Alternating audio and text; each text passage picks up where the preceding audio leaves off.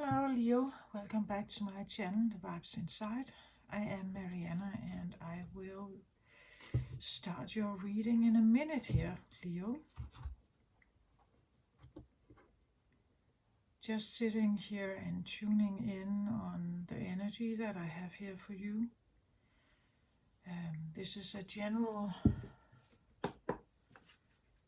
tarot and oracle reading for Leos. It can and will not be for everyone, so please don't make it fit if it is not right for you, right? There are many other readers out there. You can choose another one if you feel like that would be better.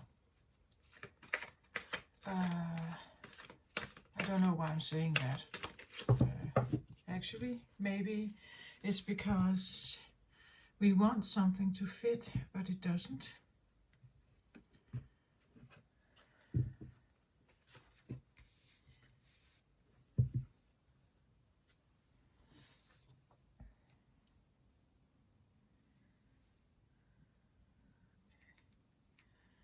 Okay, let's have a look here.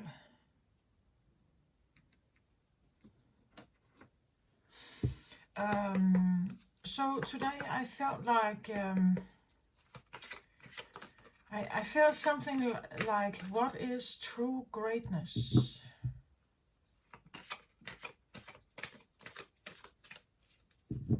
And again, what is true greatness for you, Leo?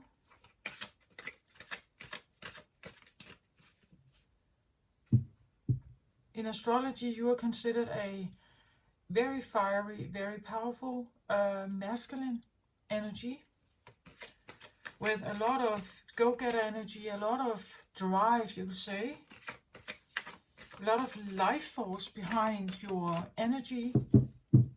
It's the sun energy. It's the most potent doer energy in the zodiac. But then again, what do you use your energy for and on what?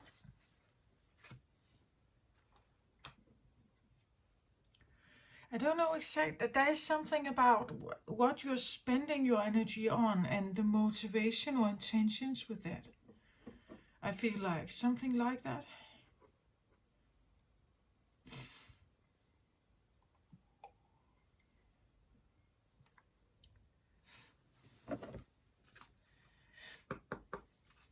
I just feel like that it's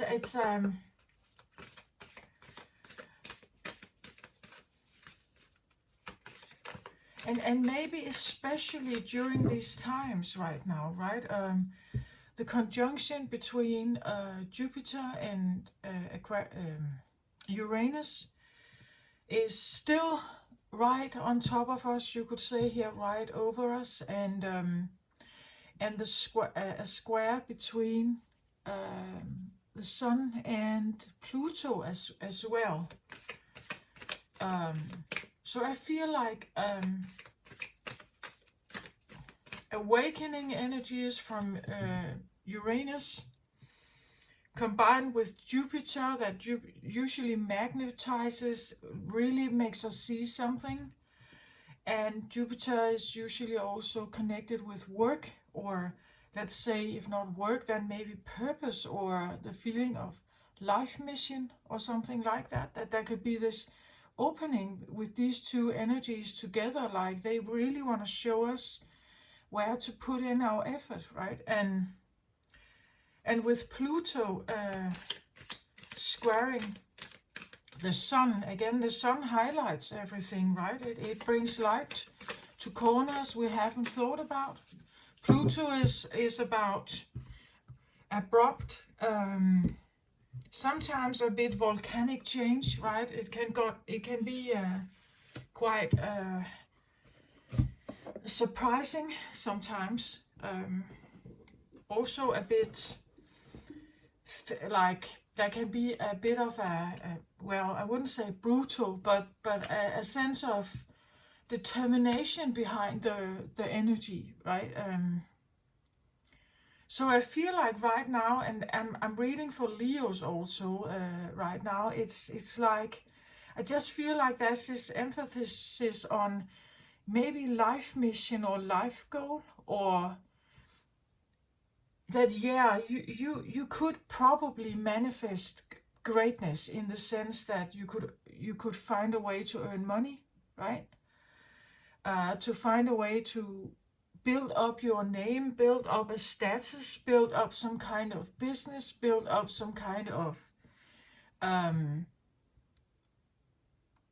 you could say sustainability for your family and things like that, right? But I feel like, well,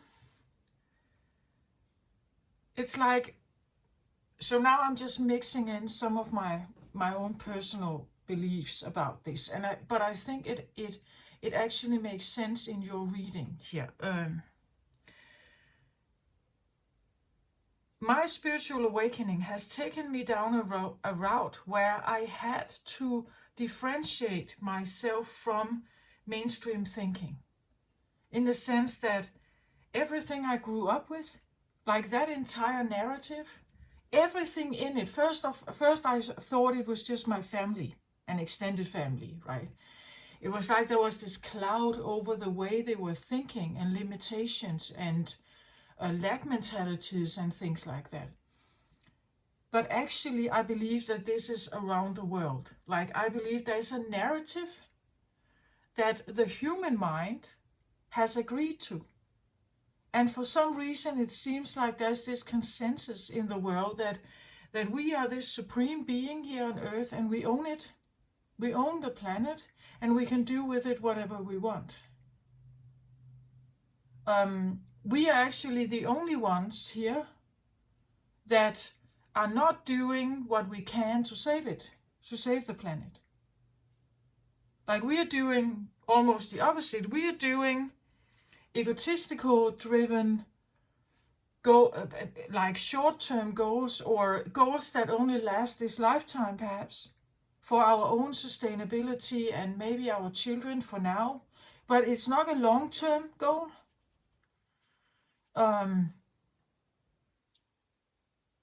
And I feel like it's appropriate saying this to Leos, because Leo, you typically do end up in situations with a sense of power, the ability to take action on something, and strong action. Maybe that's why it comes out in this reading for you, right? Like, it seems like the human race, Homo sapiens, have somehow agreed upon that we are the supreme being here. We are in control. We control the earth, and we control our supply, so our food chain and everything. We have organized it. We have put it into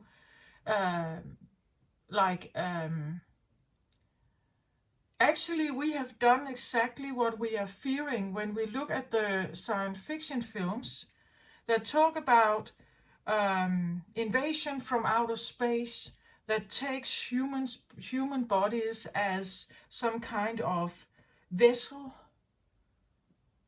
where we are plugged into some kind of electronic devices, and they just suck the blood out of us, right? Like, we become this vessel of like an energy source with no free will. Well, this is what we are doing to the cattle, right? Like, we put it in these barns, and we have controlled their life in that way. We are doing that, though it's our greatest fear that we would be exposed to it. But we are okay with doing it to another species.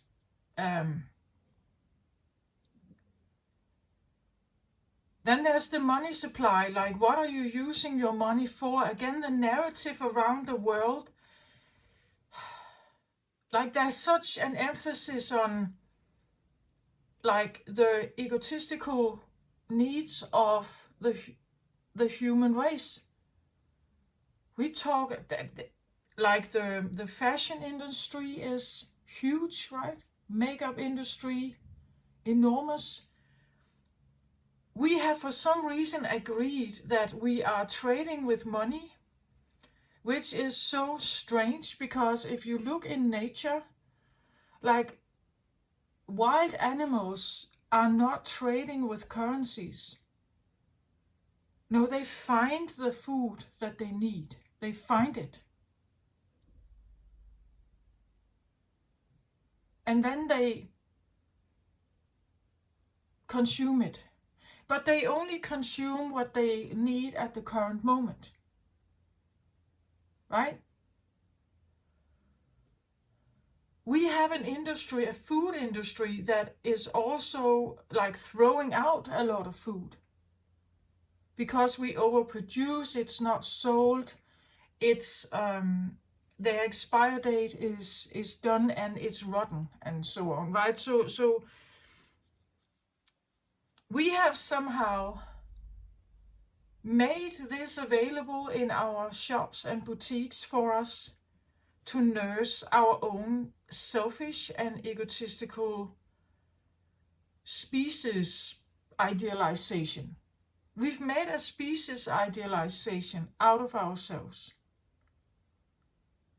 But we've made it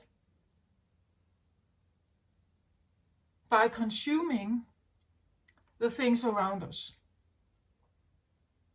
and not really taking care of that supply chain, right? That if we really want this and we want to sustain that for ourselves and we want to sustain it for our children and grandchildren and so on, or even just for the longevity of the planet, it's like we have a narrative in our mindset that is so out of proportion. It's a dream world. I actually want to compare it with like a shared fantasy of a narcissist. We have created this world inside our head. And for some reason, at least if you live in the civilized areas, civilization areas, Western world or so on, it's ruled by some, we could say, rather narcissistic and short-term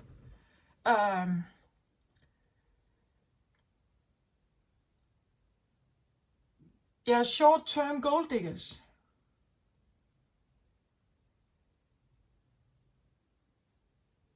We don't live in accordance with nature. We live in a parallel world beside it, alongside it. It's like the two worlds can look at each other. They can look at each other, right? The animal world, the vegetation and nature and animal world can look at this other parallel life that humans in civilization are living in. They are utterly so absorbed about their own narrative and what's in it. We have created such a maze of narrative. It's so crazy. Like all the stories that are in there, like it's such an overwhelming narrative. Just think about it. We have politics, economics, we have all kinds of time schedules, we have religion, we have personal beliefs, family beliefs, there is all kinds of prejudice, judgment, there is like the legislation. Like we have so many words in here, so much text, so much education that we are pushing upon our children. If you take it from another standpoint, if you look from nature, nature would look at this world and say, what are they doing? What is this enormous, noisy, loud, shouting thing over there? And they seem to keep each other occupied in it. Like we seem to keep all of us entangled in it. From a nature's perspective, nature perspective is simple. It has to do with day-to-day living, primary source. This other thing that we have created is alien to this world. It's not in accordance with Earth. Earth has survived here many times, many devastational hits, and still nature has prevailed, still life has prevailed. We have, within 100 years of civilization, we have destroyed a lot of nature. The only thing that can save this planet is nature itself. We cannot. Yeah, we can if we choose to, right? But the wills and the differentiated understandings that humans have, and the ego we have, and the stubbornness we have, and our wish to maintain the current is blocking any kind of change in that area. The only thing that can heal the earth is nature itself. Earth itself, nature itself. This has been proven many times because Earth itself has sustained massive hits before, way before we arrived. We are young. We are toddlers here. We don't know much about Earth, actually. We don't know much about Earth capacity. We know something from our own point of view. We judge the world from our own very limited, very childish, egotistical point of view. We are not we don't work in groups. We work only with ourselves. We don't work with other species. Of course, there are some who do work with environmental stuff and animals, but in general, no. Not like we used to at once. Once we were more aligned with the nature. Once we actually appreciated nature. Once we actually... And we appreciate the nice things, right? We appreciate nature when it's accommodating us. We don't appreciate tsunamis. We don't appreciate earthquakes. Devastation has hit us. Well, it's just Earth, right? But because we are hurting, now this becomes this catastrophe. It's common world for the Earth. Like this is just, it's like we have no respect for our planet. That this planet, our planet here, we live on this planet. But the planet itself has its own temperament. It's like we are not accepting it. We want to control it. Like who are we to think that we can control a planet like that? But there seems to be this consensus that we are this supreme species. And because we are this species, we have the right to own the planet. We have divided it into different areas and we call it countries. We have made borders there. Like how crazy is that? If you look at it from a nature perspective, an animal would look at those borders where we have patrolling soldiers and they would just look at it like, what are they doing? Like, what is this? Why do they look at each other with angry eyes like that? Why are there patrolling borders here? Animals don't get that, right? Birds can fly right over them. Like that, there's no, it doesn't make sense. We have made so much, like our brain is filled with this noise. It's filled up with this, it's garbage. We judge each other, we hate each other, we are at war with each other because our tolerance is very, very low. That's why I say we are toddlers, like we are so young in the sense of understanding the capacity of our brain.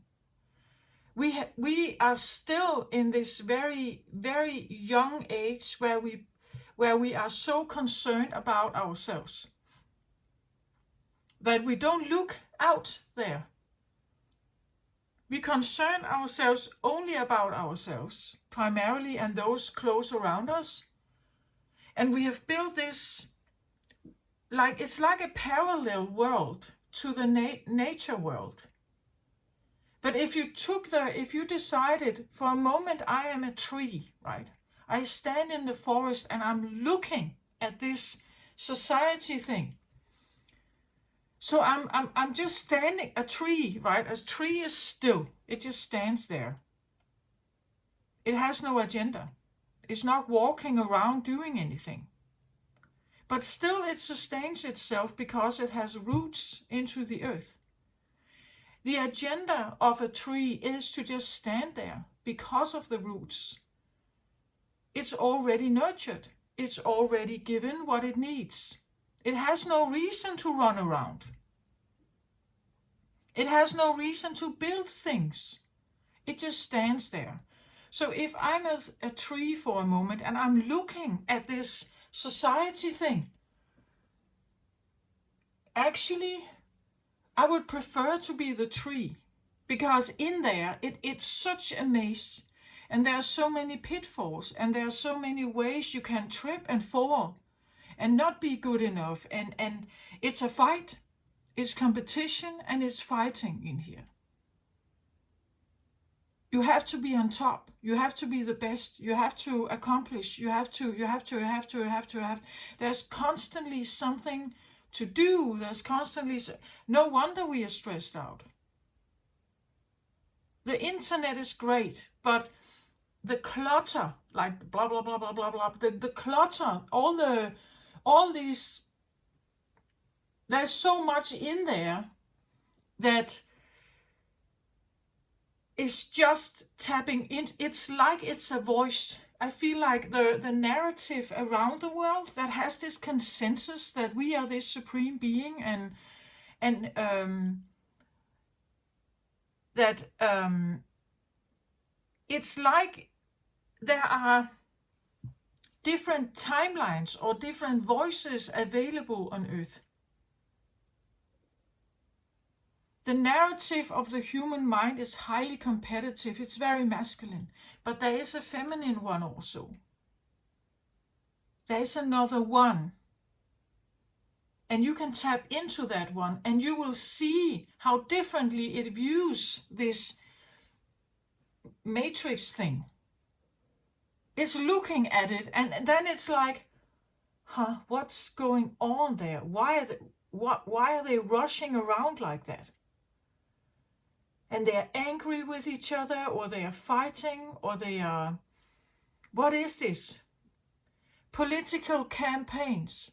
How much money is not used in all of this stuff? If you took all of this money and you put it into like helping the earth, we don't even need to have politics in that way.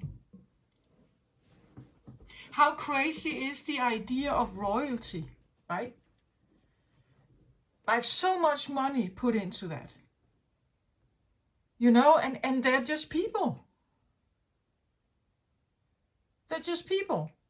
Like from a nature perspective, it's crazy. It's like, but they are just, it's a man and a woman like everyone else here. Or the other ones. Why is this so? But there seems to be this acceptance, that we have somehow accepted these hierarchy things. We have accepted this judgment. Okay, so this is just me rambling about this, right? But it's like there are two voices. But for some reason, one is louder than the other. And the loudest one is the one that our brain picks up on. It's very difficult not to hear this one because, like, we are raised with it. We literally believe in it. Like, we believe in this system that is there. All these rules and regulations, and it's a maze of like words in there. It's a word salad. Blah blah blah blah blah blah blah blah blah. It's huge. And if you are in there, you have to learn to play by those rules. Also, otherwise you can't be there. You can't have success here unless you know how to work the rules. You have to know the game here. It's a game. It's a competition and it's a game. And it's highly filled with personal and very egotistical desires in here. But there is another sound. There is another vibration. You can tune your head into that one. When you tune your head into the other one, you will be able to watch this entire narrative and just look at it like, what is this? And I have been part of this. Why have I been part of this? Like, what's in this for me, really? Is it for me? Like, is it even for me? That's what we are taught, right? We are taught that this life that we have, the school you go to, the education you get, the job you get, that it's for us. In the sense that it's helping us. It's a way to have a good life. But there's so much noise in here. So much to listen to, so much, like we project it towards each other all the time.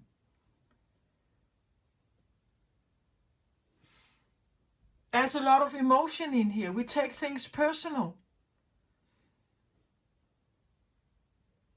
We project things upon each other. It's highly toddler-like, right? It's very childlike.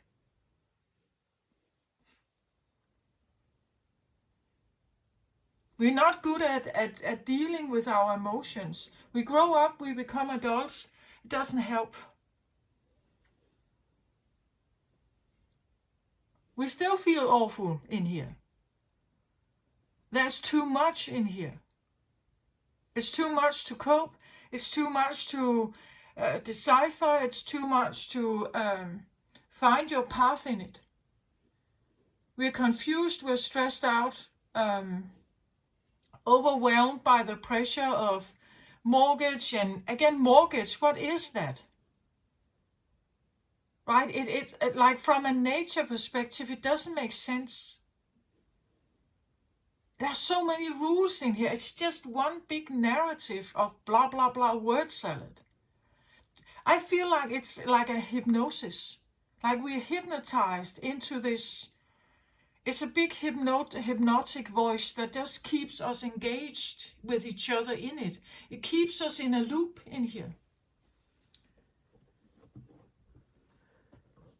And it's not simple. Like, it's confusing. It's a maze. We are not happy in there. Well, maybe few people are, but the main majority in there is not happy.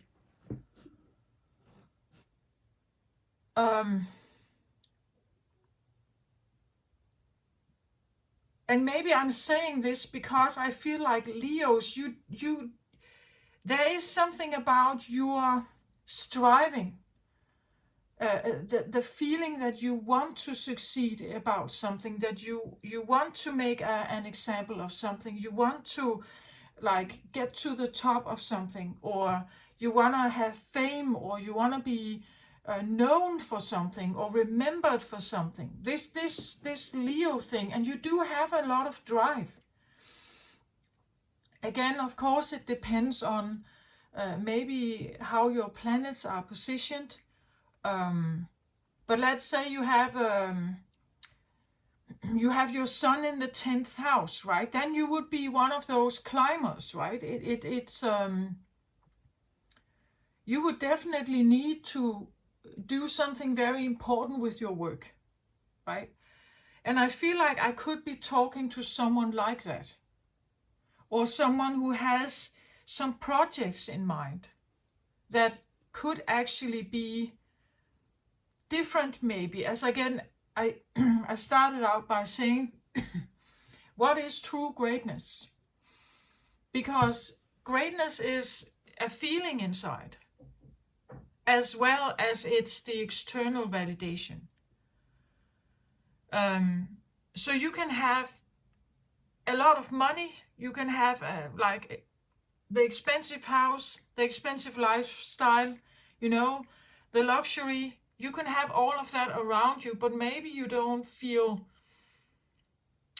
happy about it, or you thought it would be different. Because what is true power, or what is true greatness in your eyes, truly, Leo, right? What is that? Interesting. So I get the 10 of Michael in the center here, and this is like we see how she's bowing here. Bowing, the show is over, I'm done. The show is done. It says here, a situation has ended and you are finally free. New opportunities for happiness will now follow. Put the past behind you. So again, and this is a swords card. So this has to do with, thinking. It has to do maybe with speaking. It has to do with it could be an identity shift, a shift of boundaries, a shift of integrity. Something is changing here. It is a 10 card. The 10 suggests something that is over, it's fulfilled, it has ended, it is finally done, a project is over, an education is done, something swords-y. Swords-like.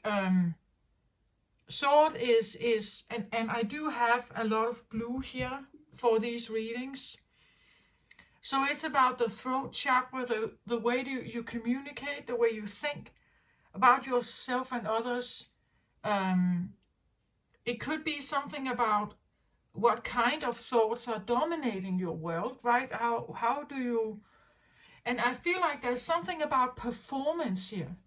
Like she's performing, she's a performer, a role player. She is a ballet dancer. So she has a role to play here, the Swansea, that she is now over with. Like she's no longer a ballet dancer in the Swansea here. She is maybe wanting a shift, wanting something else. It's definitely on your mind. It has come to an end. This could be a retirement, right?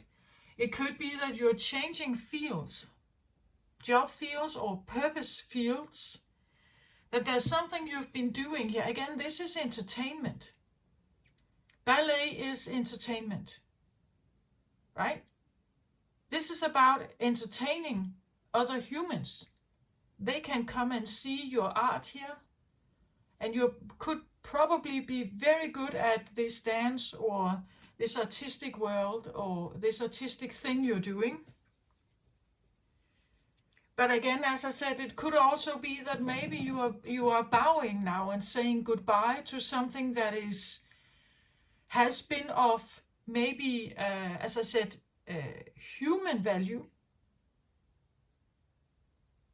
Like let's say you're shifting your career choice, that you have been in the business world, you have been selling products to other humans, to other people, And they may have been quite satisfied with that. But what if we say that this is a change, that now you want to get into environmental influence, or you want to work with nature, then you are bowing to the entertainment industry here of humans. Or you're just bowing to this role play. Because there is an identity. If you are a ballet dancer here, you are known for being a ballet dancer. You could be validated and adored because you were a ballet dancer. But the ballet dance only makes sense in the human narrative. Again, if you are a reindeer looking at a ballet dancer here, they will probably just look at it like, what are they doing? Like, what is that? This is a strange species. You earn your living here by tickets that are sold, and people come and see your performance here. Maybe you feel like you have been performing all your life. That you have never been this ballet dancer, not really. You've done it because this is a way to earn money. You've been a slave of money like everyone else. Maybe you were an effective one. Maybe you had a lot of money, right? Maybe you earned a lot of money. Maybe you earned a lot of fame, or you had followers and adoration and everything. But this is this is ending. The 10 says it's done. It's over. Something is ending, something is stopping, something is changing. And it says here, you have the ability, you are fully free. New opportunities for happiness will now follow. Put the past behind you, so you can utterly let go of something here and just say, okay, I'm done with that. So what do I want to use my life on now, or let's say my money, or my time, my time investment, my energy, how do I want to use that now? Because it seems like there's something here that this could even talk about, the reign of masculinity is maybe changing. Like the new fifth dimensional energy that is set to come in here, it has arrived already. As I said, it's like you can tune into it. Like you can just shift your perspective away from the noise, become slower, and get away from noisy areas. Stop putting your phone down. Turn your TV off, Stop the gossiping with the neighbors. And become more still. Then you can tune into this other energy. It is here. It is available. It has a different tune. It has a different... Because that narrative we have here, it's a very forceful one. It keeps pushing us. Every day it pushes us to do something.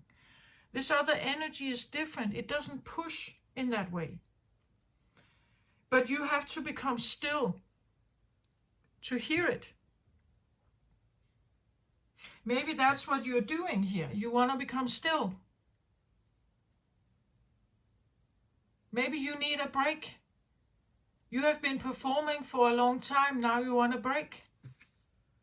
You want away from the scene. You want away from the famous Broadway life. You want out. You want space around you. You want like air around you, right?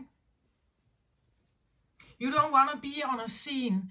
Now I get this, like, dance for me, dance for me, dance for me. Oh. This song that is about someone wanting you to perform, right? Dance for me again, right? It's like, do something pretty for me, right? To make me feel better. But you are done playing by someone's flute here. You're done being someone's bandage over their wound. You are done being a pretty ballet dancer here, right?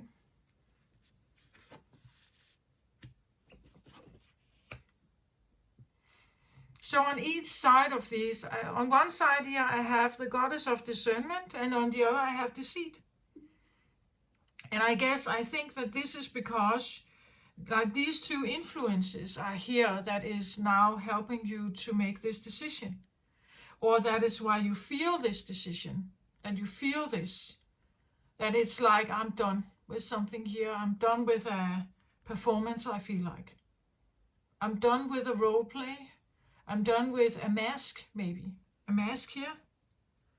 So on one hand, we have Freya, the goddess of discernment. I spent my time wisely. I only say yes when it's a holy hell yes. Right? So that is on one side. And on the other side, we have deceit here.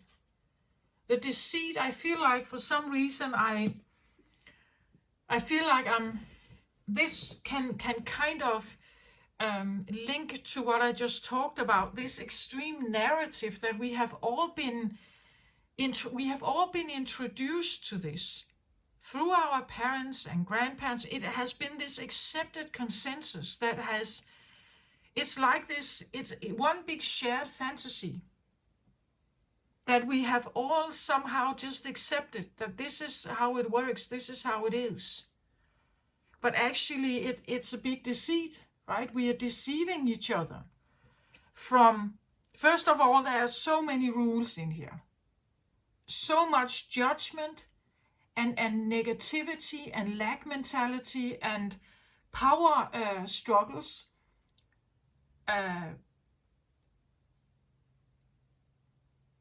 There's a lot going on in there. If you actually take a look at it, there's a lot going on. And even though we have gotten used to it and we live by it every single day, like when you go to work, you're participating in this hamster wheel. It's like this ongoing maze and hamster wheel and we are in it together with each other. And again, of course, I'm not saying that we have gotten used to this society. Like we all somehow, we all contribute to some of it. We live in houses. Houses need care, right?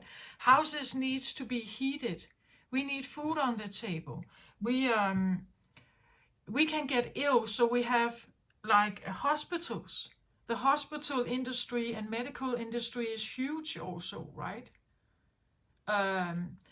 So this is something we have created for our species, you could say. But only for our species, right? Not really for everything else. And it's like, you see, this card can be anything in your life, right? It can be close-up betrayal or something like that. But it has to do with something you're doing here.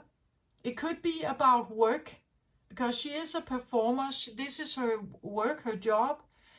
You know, people that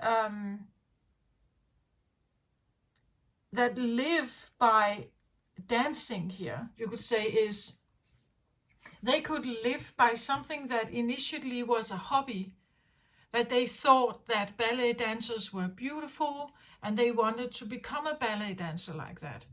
But eventually, like all the training you go to actually be one of those that perform in the Royal Theatre or something like that, you have to put in a lot of work here. You have to stay fit in a special way. You have to like maintain your body in a certain way. And you have to be able to keep up the performance, right? You must not waver. You have to be the same. Every night you have to be the same. Like a machine. And that's what I say about the narrative there. Like the Matrix expects us to be like a machine. Like when we have sick days, it's not nice. Like it's not appreciated in the narrative. and we should get well really quickly, right? There is not really much acceptance of downtime. Like that is it's a very productive, high speed. Um, it does it acts in the exact same way as a narcissist. It keeps you occupied. Like it's sending information to you all the time. Blah blah blah blah blah blah blah blah blah of what you need to do and how you need to act and what you need to be, and you're only good enough if you look like this, or you're only good enough if you can do this, and it has so many requirements and judgment and everything, blah blah blah blah blah. It's word salad. Like that is like how that's how a narcissist operates. It keeps you occupied. It sends all kinds of stuff to you so that you can't really get the time to think about it. It confuses you. It keeps your mind occupied with a lot of stuff so that you can't really sit for a moment and actually make a real decision. Like you're interrupted or invaded all the time. That's why I say it's like a narcissistic parallel shared fantasy world. That we are somehow we are drawn into it, and then it's like we're stuck in there.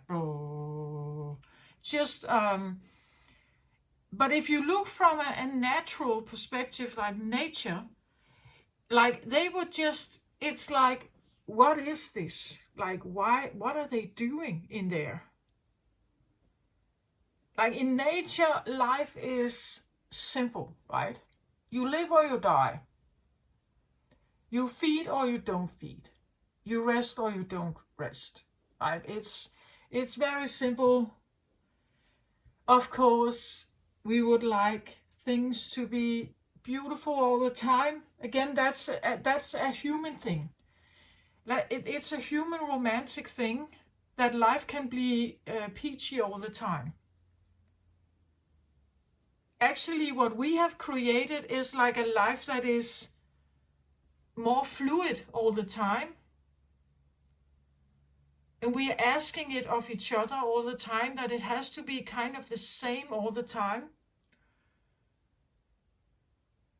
And with that, I mean that you go to work every day, you earn money. It means that you have a constant trade of like giving something, earning something, giving something, earning something, giving something, earning something.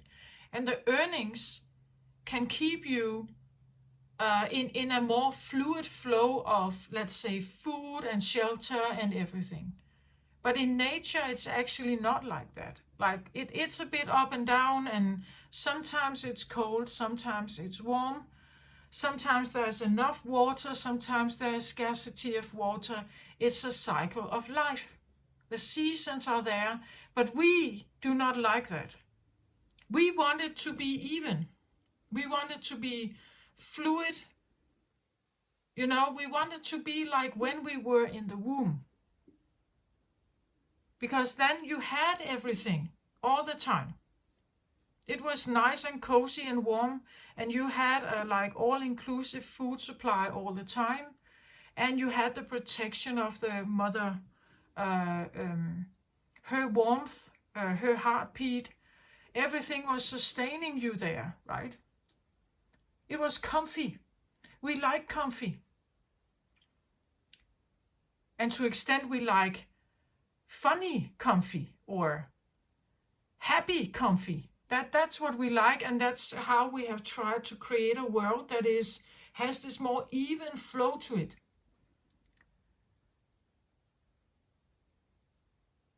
But that even flow, first of all, it's not natural. Second, that even flow requires this steady, ongoing pace of us, which is also not natural.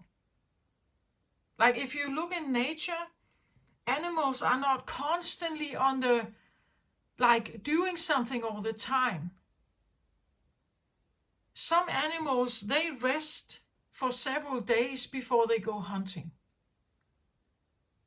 right? It's not a natural spin, but for us it has become like that. It's like we're asking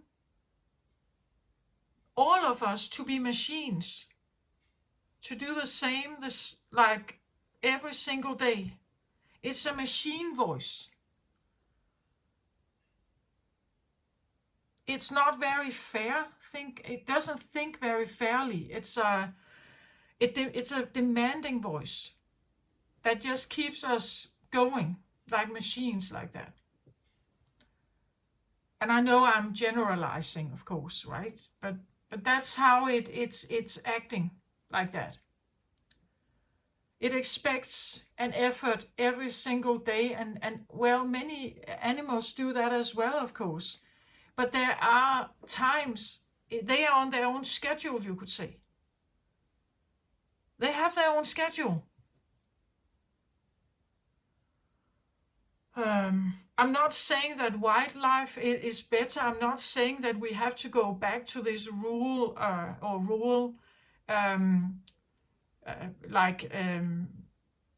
farming life, that we all have to live like that. I don't know how to fix the world we have exactly. I just know that some of the mightiness that is in the narrative in there is a fantasy. Because how it is created links exactly to our greatest fear. We have created our mightiness by exploiting other species. And when we look at science fiction films, this is exactly what we are fearing. That something comes from outer space, something machine-like, and it plugs us into all these kinds of machines and just drains everything out of us. But this is exactly what we are doing.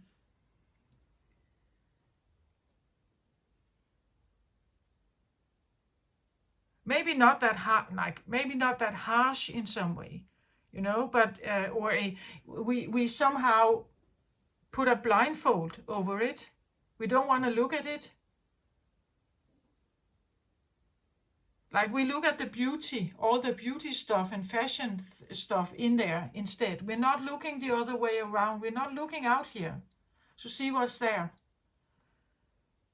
But we are deceiving ourselves, right? It's like we are in this simulation, a parallel world that is allowing us to dream things and have romance and being romantic and think about a better life than Earth actually offers and has offered for billions of years. It is what it is. And many of us will not leave, like we are not prepared to leave that world. We want to stay in that narrative. We like it more than the idea of actually needing to face the other species.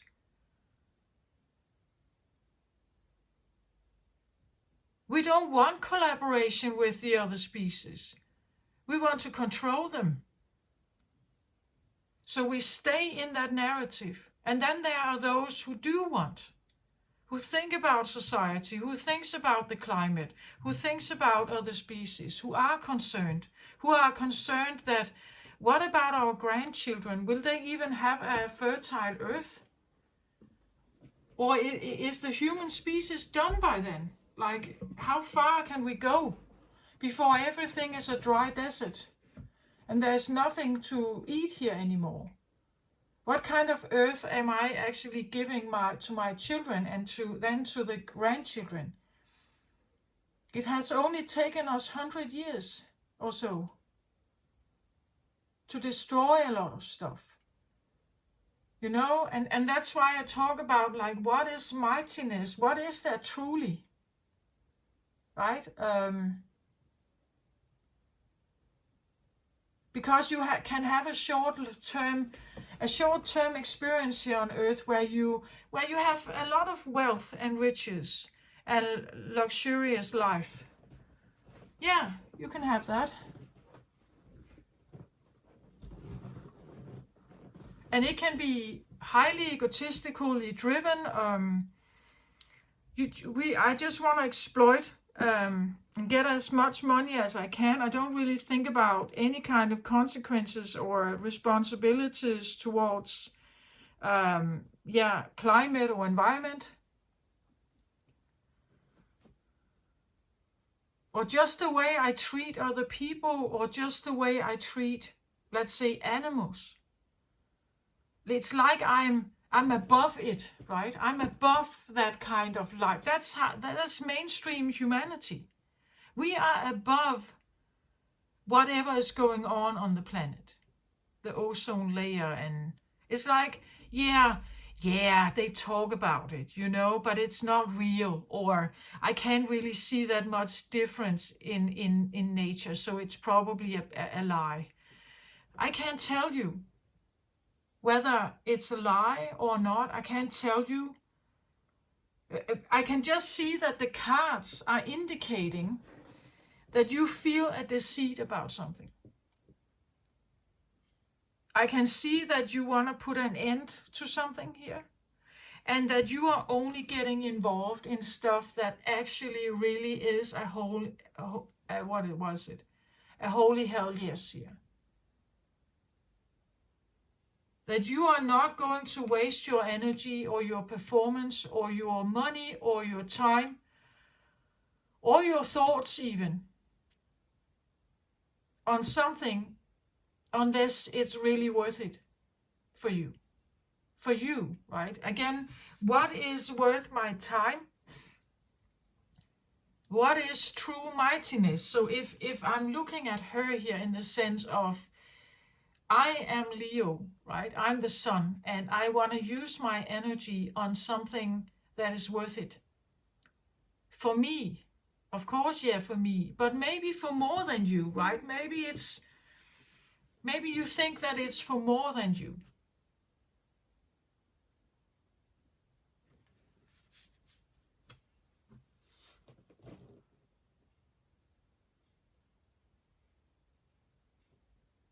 I think there is something about that here. It's like you are surrounded by two different, very different energies. I'm not saying that Leos, because you do have the sun as a helping mechanism, that you are now in charge of healing the planet. That's not what I'm saying. And maybe this whole planet talk is not really what's going on in your life here. Maybe this is just, or not just, but maybe you have found that there has been deceit around you. That's another thing about the human race, right? The human race can deceive other people without any regret. Some can do that. Some are able to lie, steal, manipulate, seduce, and so on, without any kind of remorse, any kind of bad conscience or anything. That is also the human race.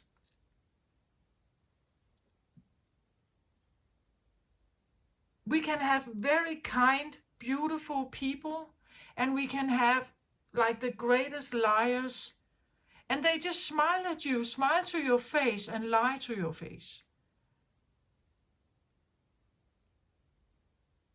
So the human race, yes, we have all kinds of attributes here. It's just, and I'm part of this race myself, but I'm questioning our own sanity, right? I'm questioning our motives. And I'm perhaps also questioning our heritage, because how has a race like the Homo sapiens developed like this? Why are we so fantastical, right? Why are we so absorbed in our own world?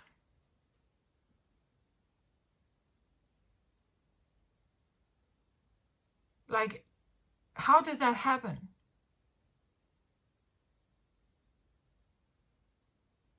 We are utterly absorbed in our own world.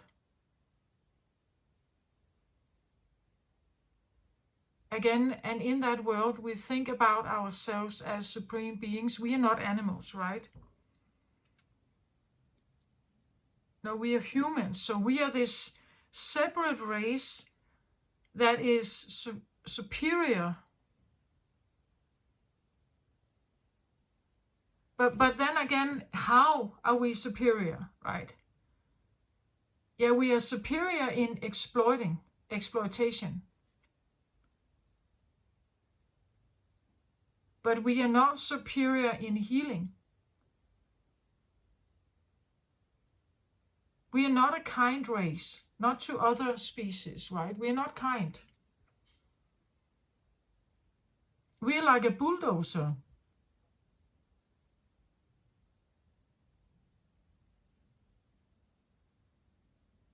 Or so it could seem, right? As it has only, as I said, it has only taken us 100 years.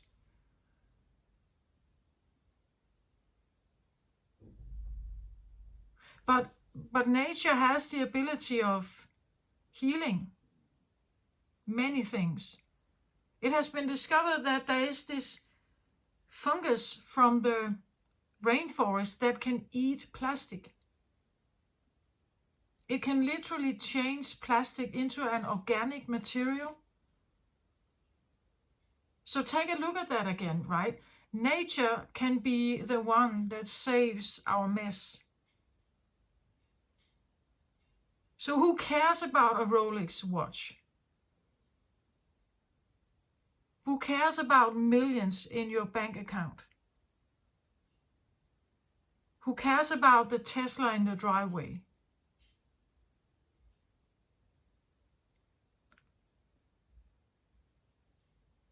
If none of us can walk this planet without an oxygen mask, and food starts to actually get scarce, who cares about that? This could also talk about like the legacy that you leave behind. What legacy do you actually leave behind? What did you actually achieve? And was it true mightiness, right? Was it true power? Was it actually even real, you know?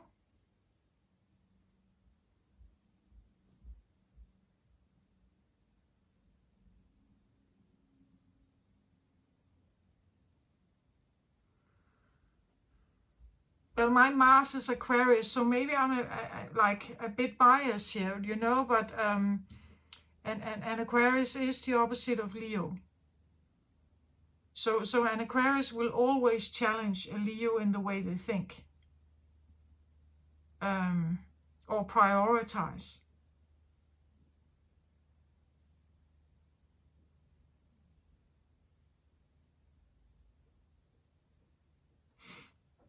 Okay, let's get another card on the Ten of Michael here, because I do feel like this is actually the message. It's like you're done with something. It has lost its meaning. It has lost its value. Again, swords energy. It has lost its value for you. It has lost meaning. It has lost purpose.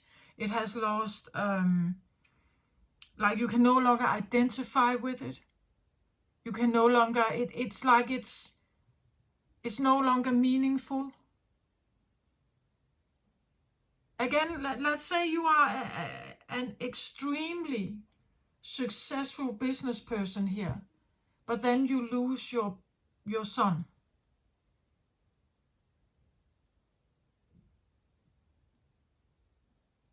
Like, who cares about that? Like, who cares about the money if you lose your child? Right? It's like sometimes when something like this comes in, it highlights What is actually the important things in life? What is truly important?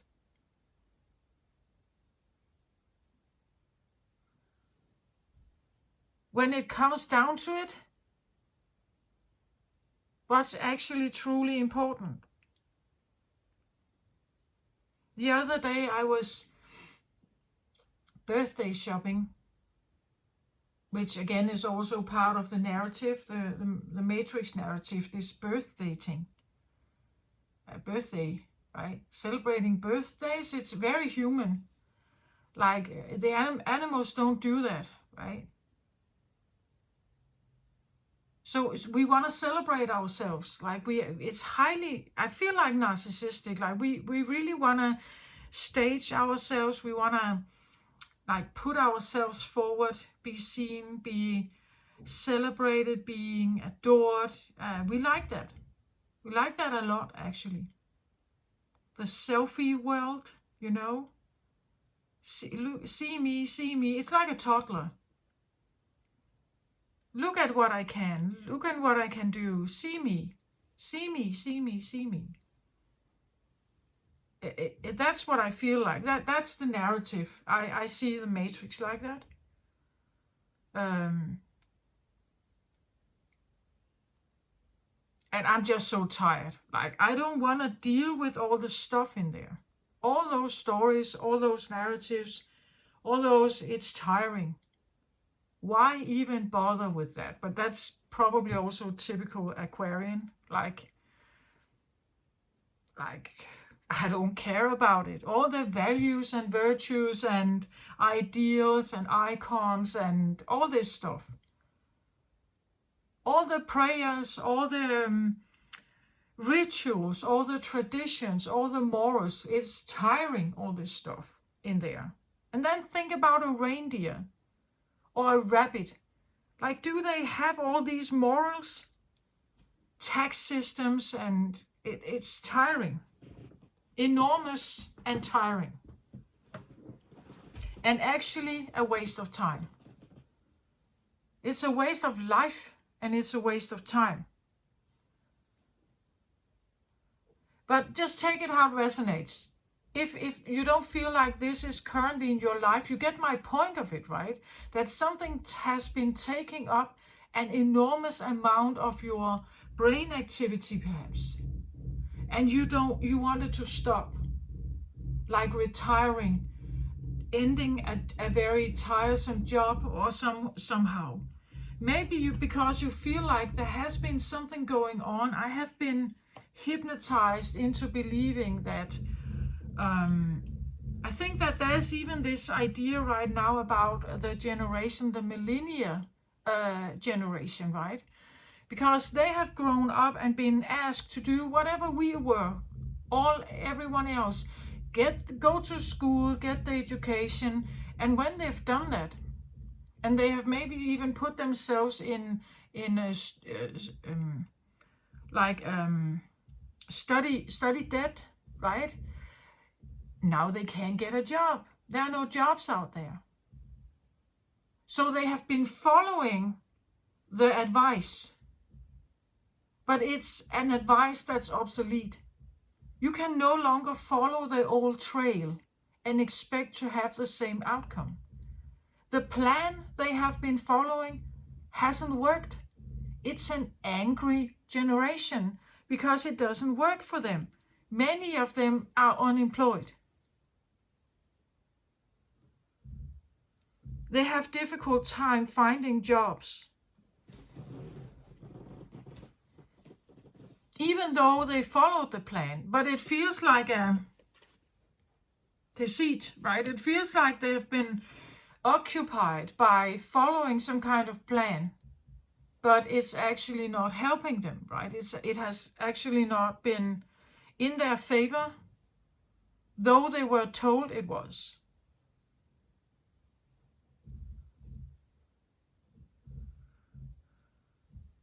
Okay, let's have a card on this 10 of Michael here, one more. You just put it into your situation. If you feel like there's something there, it could be a relationship, of course, right? Where there has been some kind of deceit. But again, it's part of the, like, human species, like we are really an interesting specimen to study like that.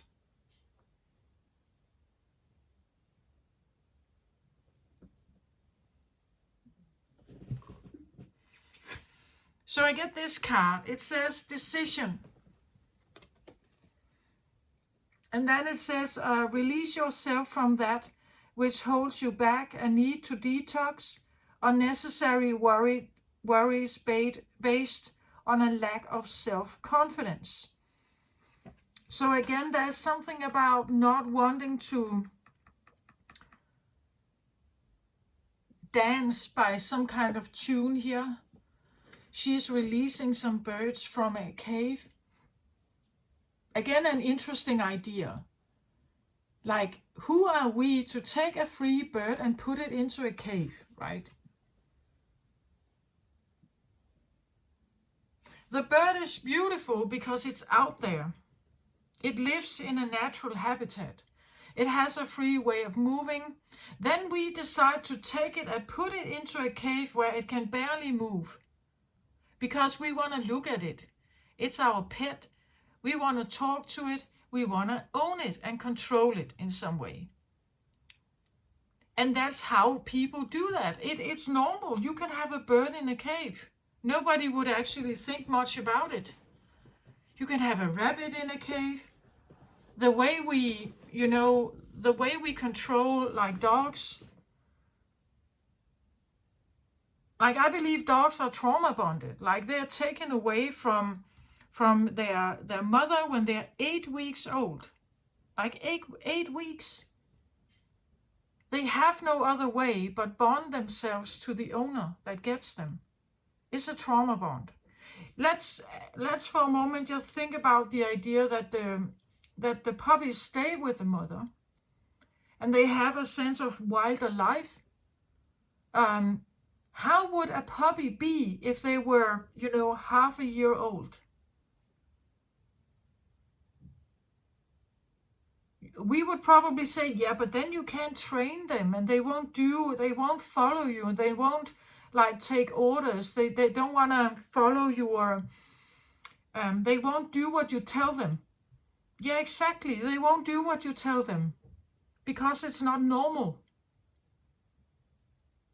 They only do so because they have no choice.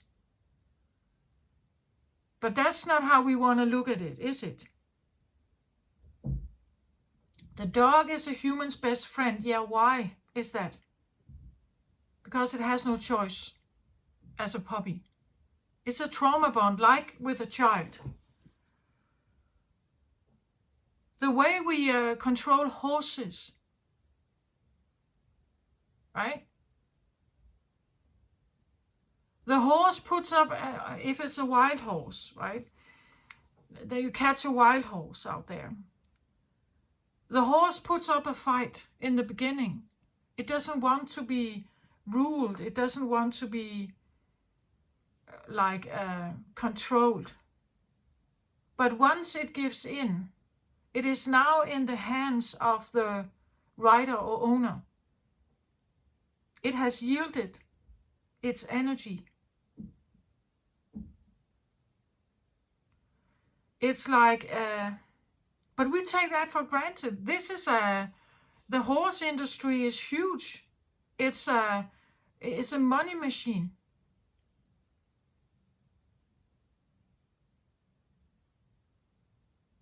We don't even think about it. It's normal to go horseback riding. We expect the horse to follow our instructions. That's another thing about the human behavior, right? If you think about it, it's exactly what I talk about the science fiction films. It's like, what if a species comes and takes us and puts us in a cave? Like, do we ever reverse the characters? Do we ever think of the other way around? Do we ever allow ourselves to flip the view and look at it from another perspective?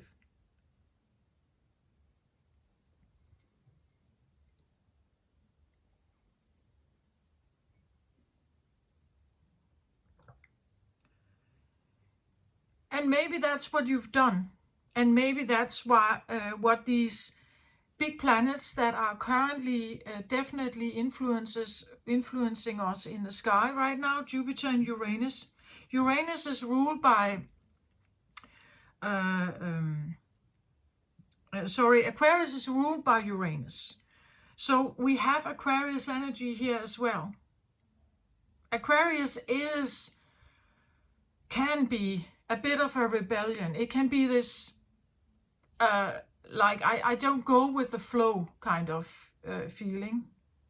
I don't necessarily take everything for granted. I don't necessarily just trust the advice I get. I can be critical to what I'm hearing, right? That is Aquarius.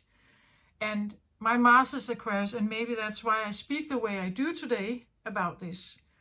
Because I believe that the human mind literally takes so much for granted. It's not even questioning it, but it's also because it's so big. Like, there's so much narrative in there. It's not simple.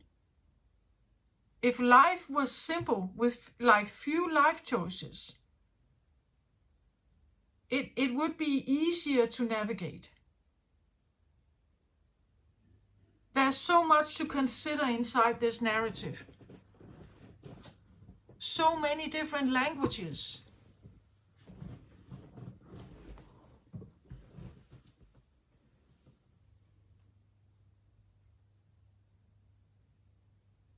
And we have created this weird kind of system. Like, think about it. If there were no lawyers, like, you couldn't have an occupation like that.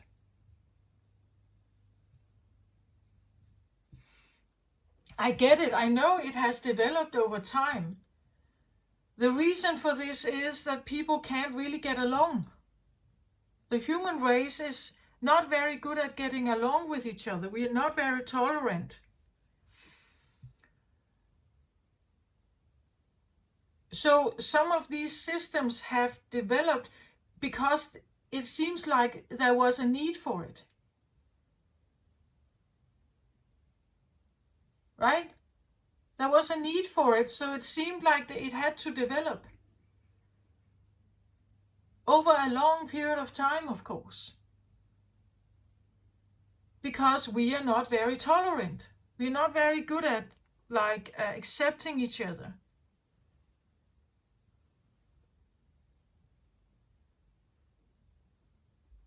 We take things highly personal. I've talked about the mortality thing, how it always pushes us in different direction and directs our choices. Whether we want it or not, whether you're rich or poor, it's still there.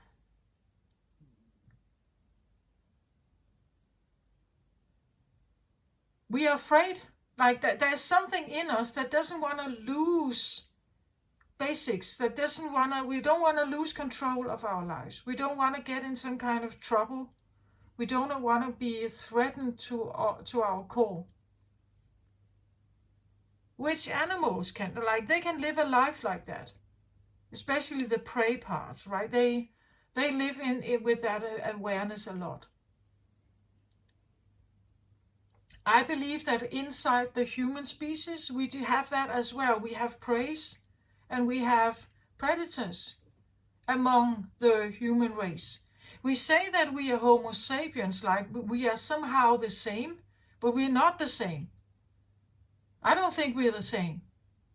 Our ancestral bloodline is prey or predator, like the rest of the world. It's just we have created this idea that because we are Homo sapiens, that we are somehow to a certain extent like each other or accept each other. And we can find cooperation with humans even around the world. But there's a lot of this going on. And within this, I want to say misunderstandings, misinterpretations, again, translation of language. There's such a huge opportunity to make mistakes. There are different values around the world. In one country, it's a polite thing to do. In another country, it's a bad thing to do, or it's a misbehaving in some way.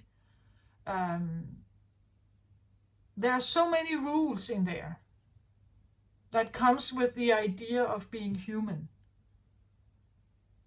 We could make it simpler by becoming more real at what is actually important.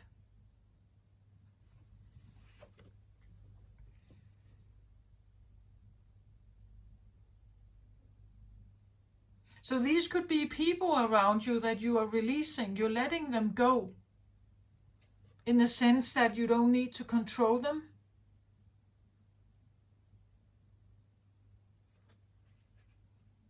Sometimes life is more beautiful in nature because it actually thrives there. It doesn't thrive in a cave.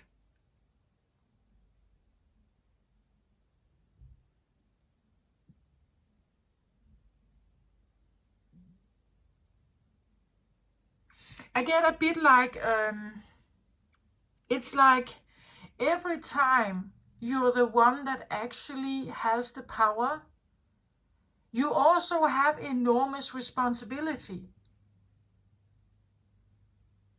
In the Cancer reading, I talked about Cleopatra and Julius Caesar. If you take Julius Caesar as the emperor, right, of the Roman Empire, just think about it for a moment. He was a sole leader of that empire. He had enormous power. With that power comes enormous responsibility for the entire empire and the well-being, the health of the empire.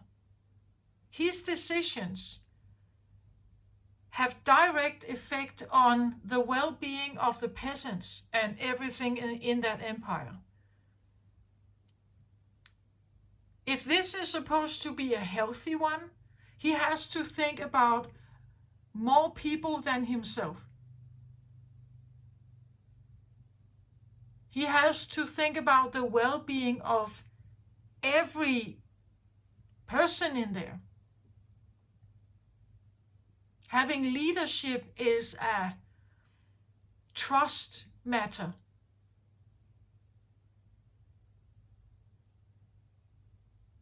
People that follow a leader,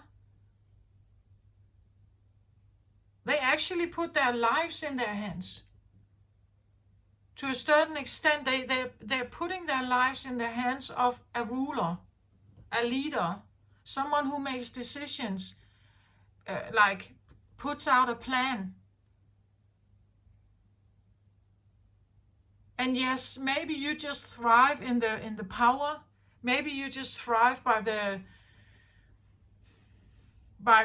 this adoration you're given.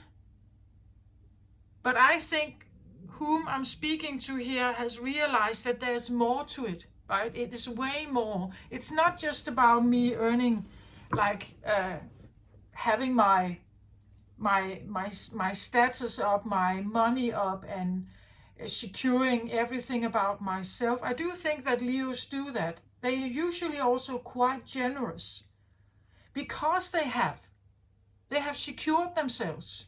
So they can be generous, they can give to the people and to friends, and they can do that.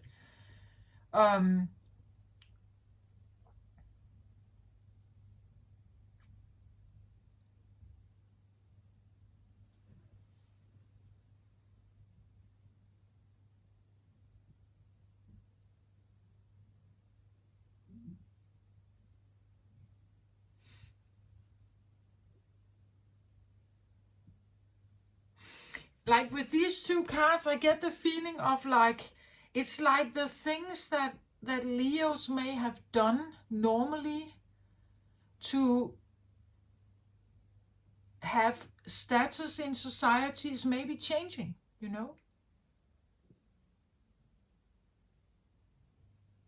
Like the values behind what they normally did could have changed or is changing.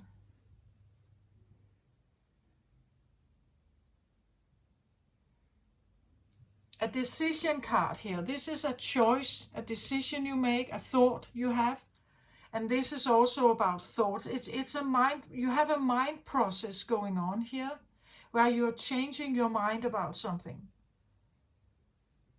Something you're not investing in, something you don't want to be part of anymore.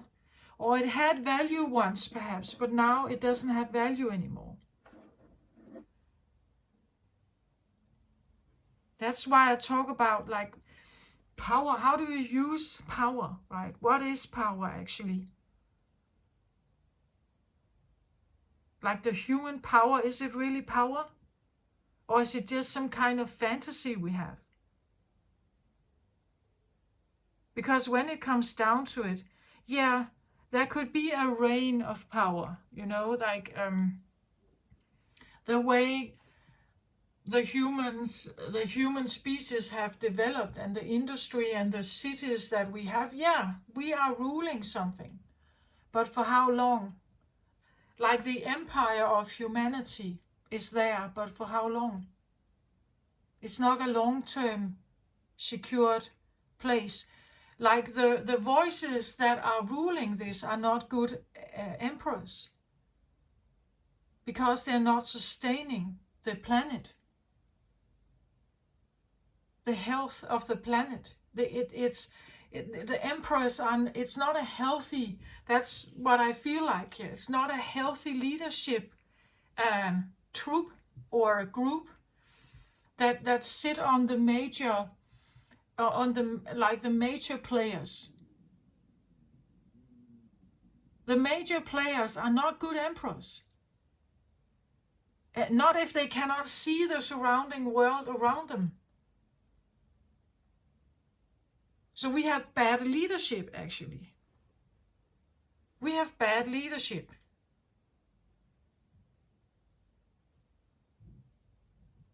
If it's egotistical at short term and only for my own benefit right now in this life, I don't care about the rest.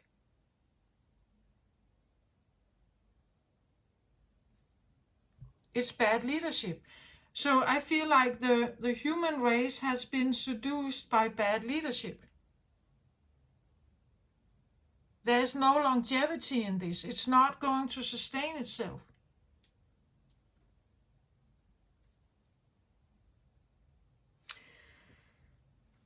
Can I have another card on the deceit here? The deceit.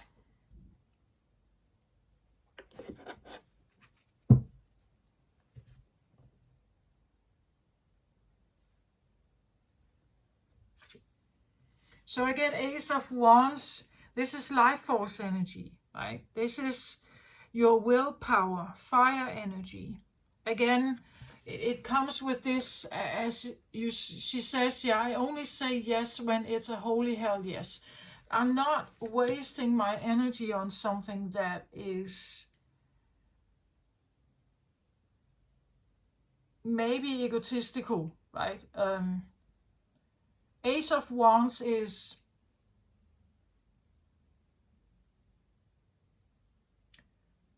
well, usually it's about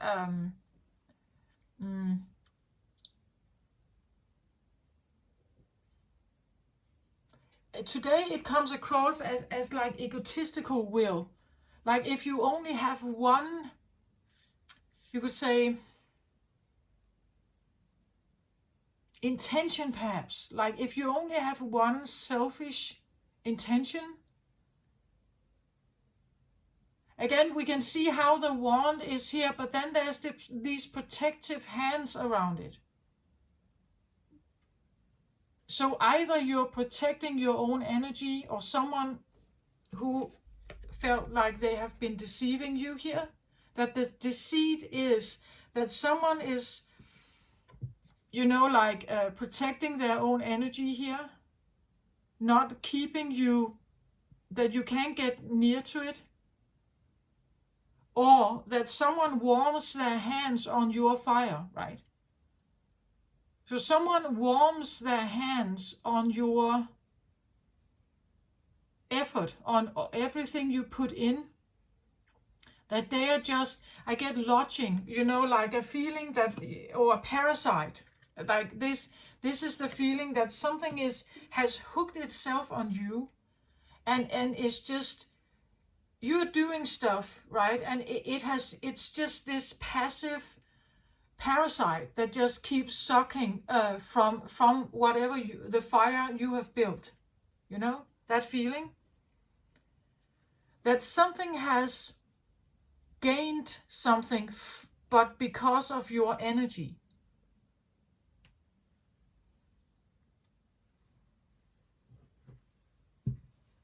And yeah, I guess we have that. You know, every time you have a child, that child is dependent on you.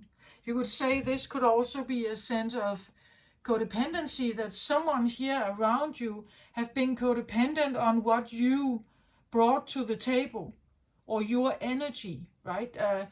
It could be the feeling of being surrounded by people that drain your energy, your life force energy.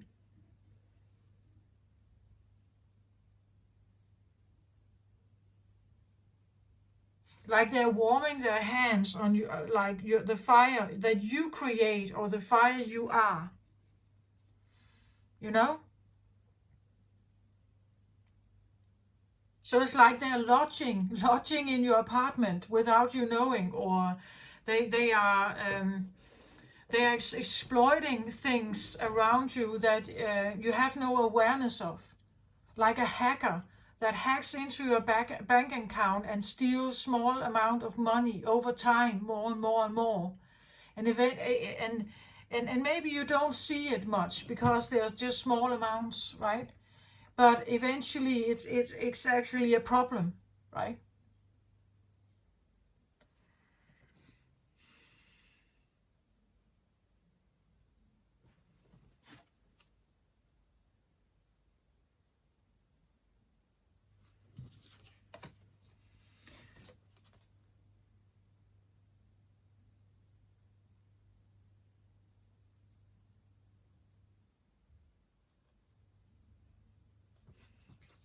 Yeah, it's like I'm very drawn to the hands in the picture here, and the hands here, like it's like they're holding something here.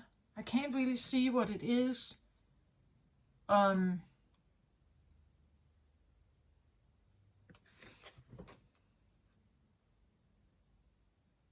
like they're gathering or holding something there that they may have, you know, like,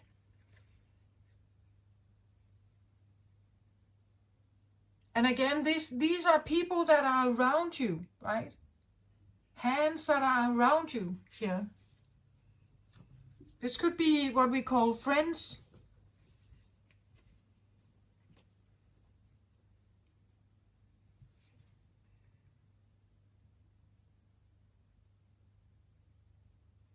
And it is true, like, you know, in the world that we have created, this matrix we have created, let's say that you have been a business owner. You were a business owner. You had a business. You were producing stuff and people were buying it, right? You could have had employees. This could be these here.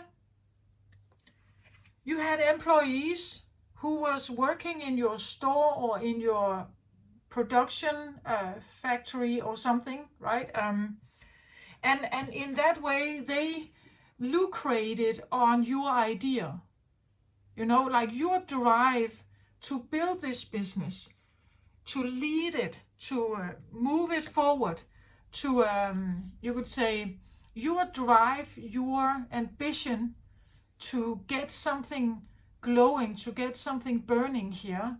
Others could follow, like, that's normal in the world, right? We have leaders, and then we have employees, right?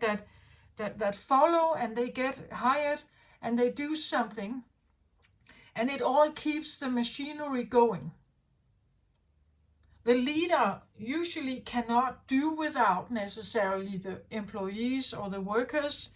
They need the workers to do a lot of labor to get the production up, to get the sales up. But the sales and marketing and leadership and economy in the business, that is the leader typically. It lays on the person that sees potential and sees new markets and knows about sales and export and import and all kinds of stuff in that narrative, right? And it's totally correct that they will, like be happy that your fire made, your decision to open the shop made it possible for them to get a job. So in that way, your fire was actually creating income for other families so they could sustain themselves because of your fire, you could say. Because of your drive to get something done, others benefit from it, right? They benefit from your initiative, from your drive to get something done. But here it just feels like, with the deceit, that it's like it could be, the other way around. What is it that I have been benefiting? Let's say you made let's say you were in a business that was dealing with chemicals.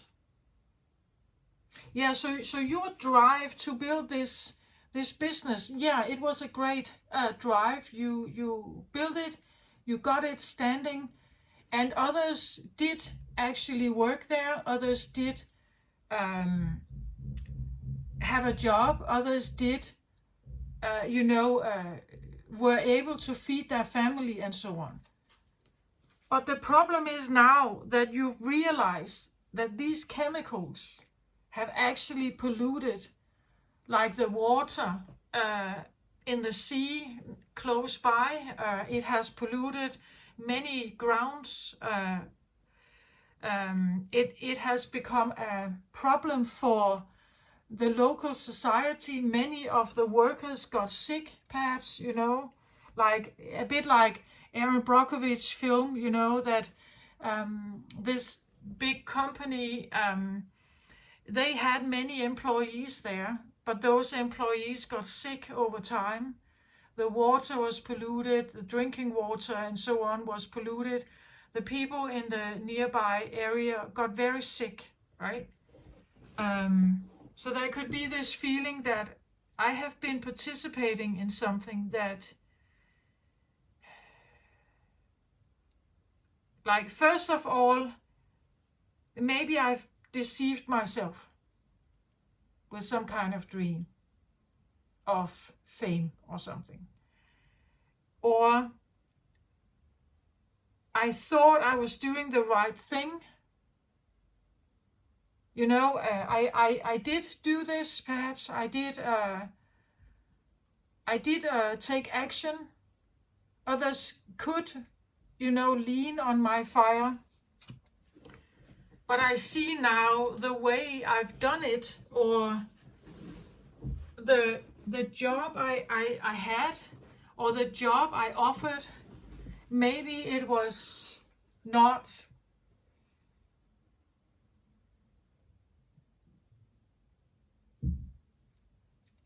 healthy or sound, or it could even be the fact that you're questioning yourself, like, how could I even get involved in that? Like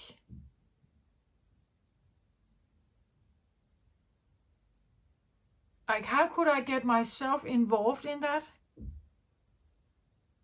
Yeah, I know I may have earned money, I may have gotten rich. I may have been buying my beautiful new villa from the money I earned here. But actually I feel uncomfortable with it because I know what it has taken. Like, I know that I have been maybe deceiving other people, or they have been buying a lie, or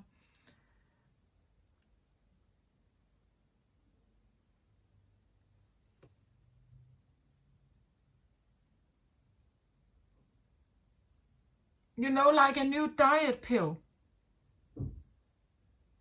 a new diet pill on the market. Yeah, maybe you did maybe you were one of the driving forces behind it, and others, yeah, it's correct that they could probably lose weight, but what were the intentions, like the intentions behind it? Is it about health, or was it actually about people needing to feel more attractive? Like, what were the feelings behind it? What was the real reason behind it? In the Matrix, like in this giant narrative, there is a very strong belief about what is attractive and what's not attractive.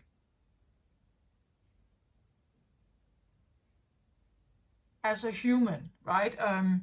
For romantic reasons, for, like, for desires, for sex. It's a huge industry as well. A lot of money is put into this, but you see that there's something about the values of something. Maybe it's not something you have done, maybe it is. And then I would say you're definitely saying goodbye to it.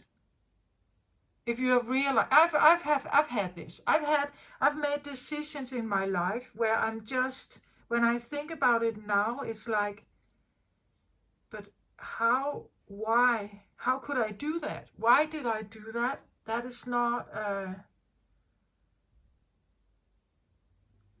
like it doesn't at all correspond with like the person I feel I am, the core I have, my core beliefs. Sometimes we do things out of fear. Sometimes we do things out of anxiety, or not to, we want to be good enough. We want to belong. We want to fit in. But sometimes the way to do that is to do something shady, So I don't know if this is something you have done, or something done to you, or you have been involved in something that, yeah. The Ace of Wands is typically something that says, I follow an instinct, I follow a desire here. Ace of Wands is instinct driven, a new idea, a new fun attempt at something. Something desirable, something attractive, something sexy maybe, something lustful, something, I don't know, something like that. And you're following that. But then it's like, others, I get a feeling of lodging. It's like they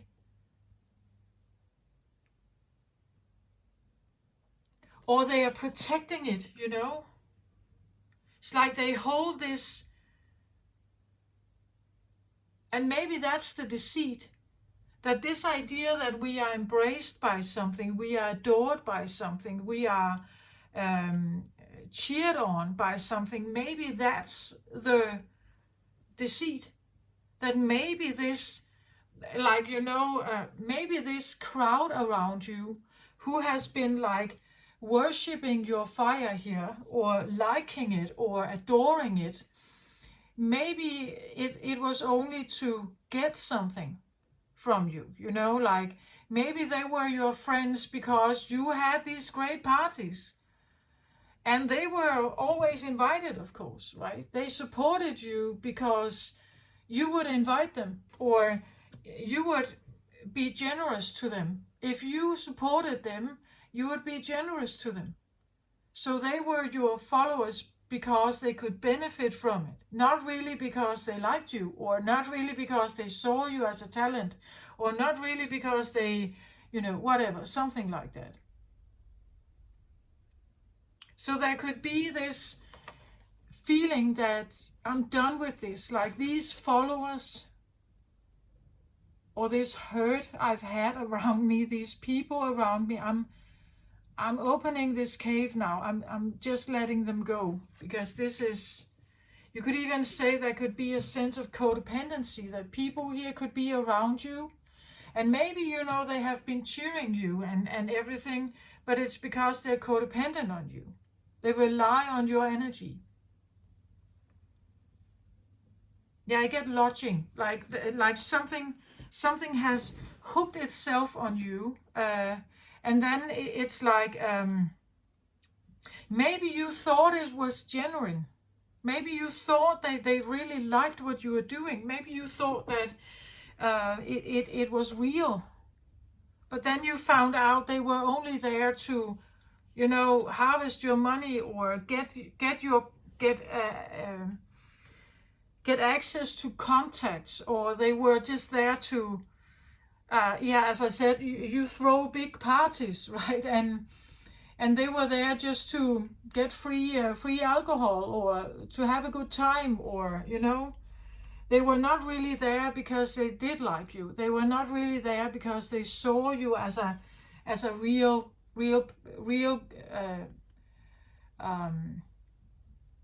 like a good leader, or like a good inspirational force or something, right? They weren't really there for that. They were just there to get something, like to take something or to get access to something.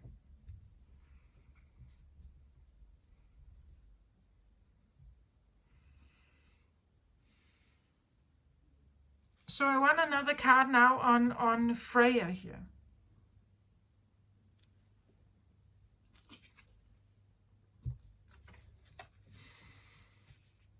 So Freya is the goddess of discernment.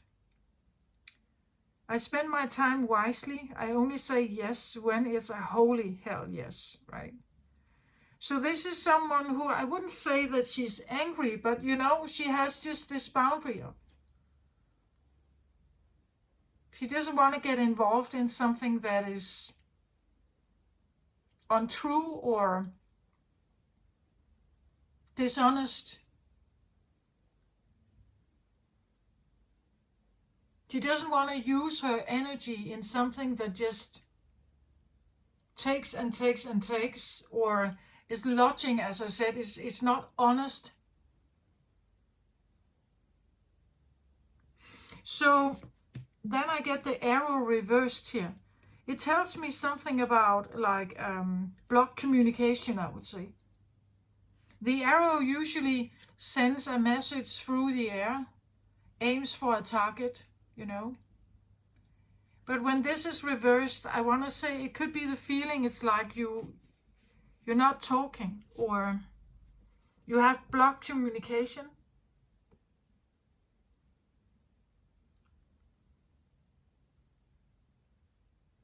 It could even talk about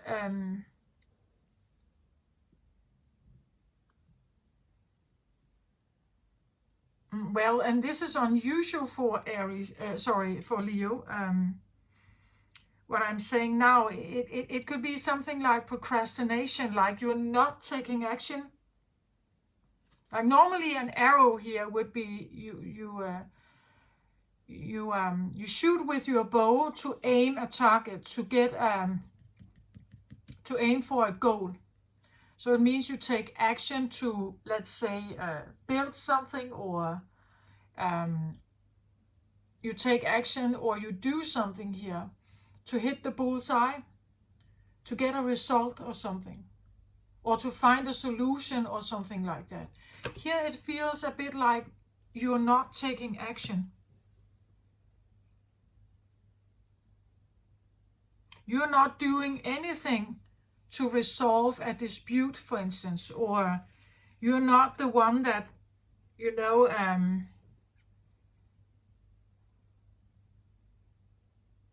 again, I feel like you're releasing yourself from lodgers, you're releasing yourself from people that are,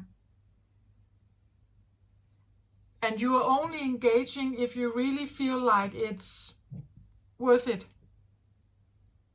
or that the arrow here suggests something like it depends on the goal, right? It depends on where what the message of the arrow is, the intention of it, and where it's going. Like, what's the goal or the aim of this arrow here?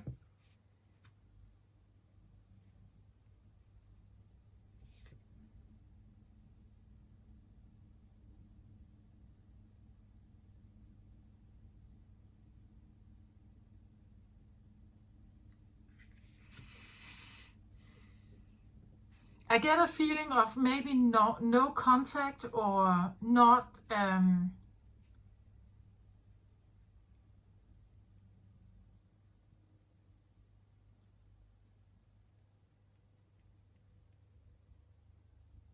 yeah, it could be something also like not solving a problem, like not getting involved.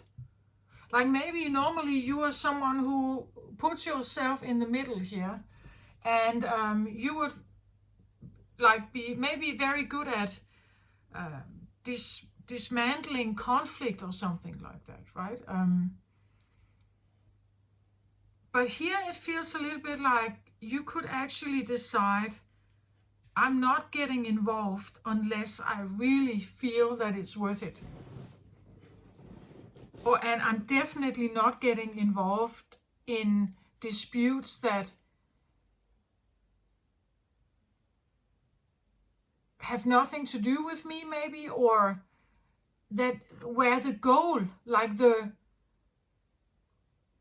what they are talking about or what they have a dispute about, has none of my value. Like, I'm not getting involved in it, right? Unless I really feel like it's worth it. Unless I really feel like it's a good catch, or not just a good catch, but a right catch, right? Or a right goal, you could say. A right goal for you, at least now, after what you have figured out here or experienced.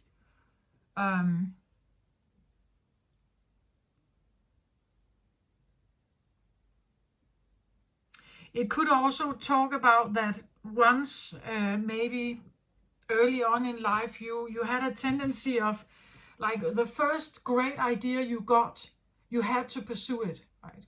Or the instinct of, let's say, a sexual attraction with someone, you just had to pursue it. Like an ace of wands an ace is usually a new beginning of something fun, bright burning, exciting, motivational, sexy, lustful, or something.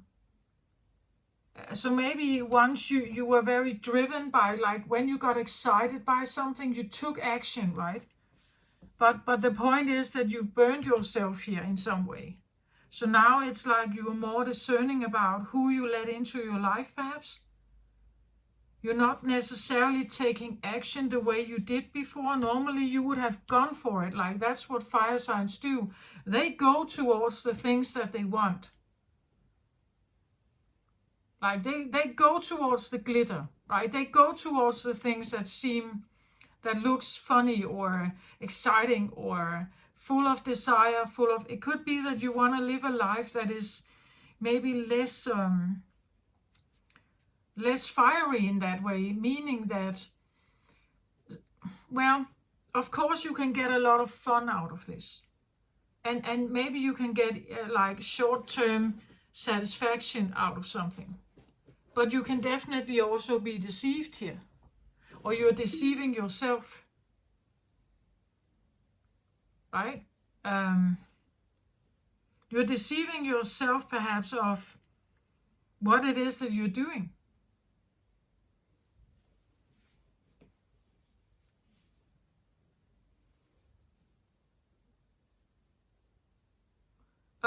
So here it feels a little bit like you are getting to a point where,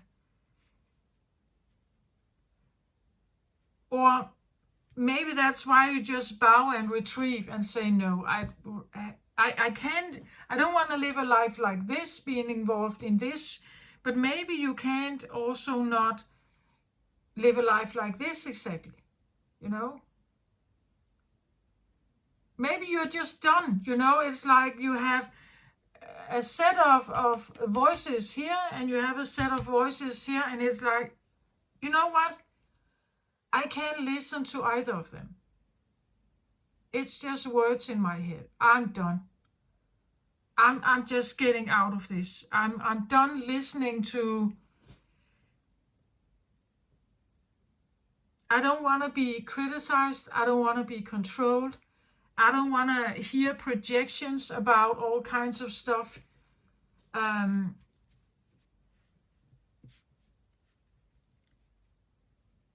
I'm done taking the blame, or I'm done being the one that fixes everything. I may not also not want to be someone who never takes action, right? But I feel like you lean more towards this one. Like there has to be a greater purpose behind it, or there has to be more meaning or real meaning, like something that is of real importance. Otherwise, I won't play this. I don't want to play this game.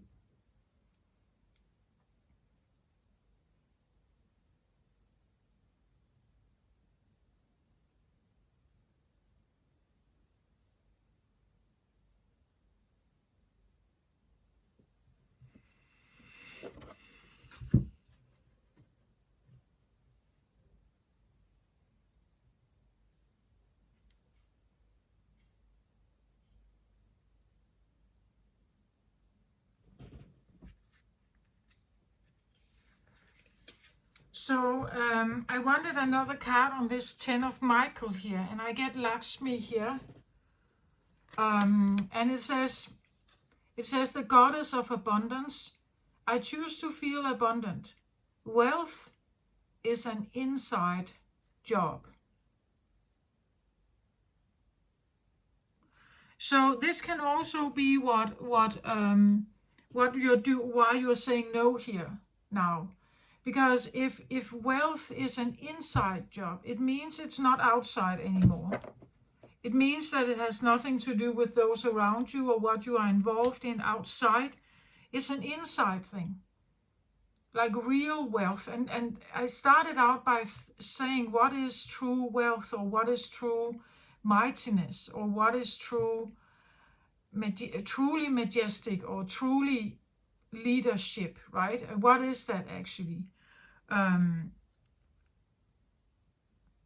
So this is about feeling abundant, feeling that you actually are powerful, feeling that you, again, this could talk about that once you thought that you just had this idea that you were the one in the middle that everybody adored, but actually it could also talk about that you have been protecting your life force here, that you have been protecting your energy. You didn't want to show people what you could do,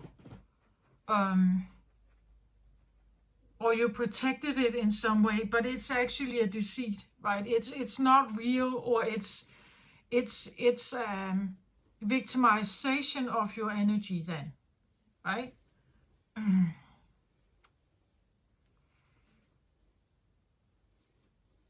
I still get lodging. Every time I look at the picture, I get lodging. Like this, like a sense of like a parasite or something that has hooked itself into you and you're dragging it along.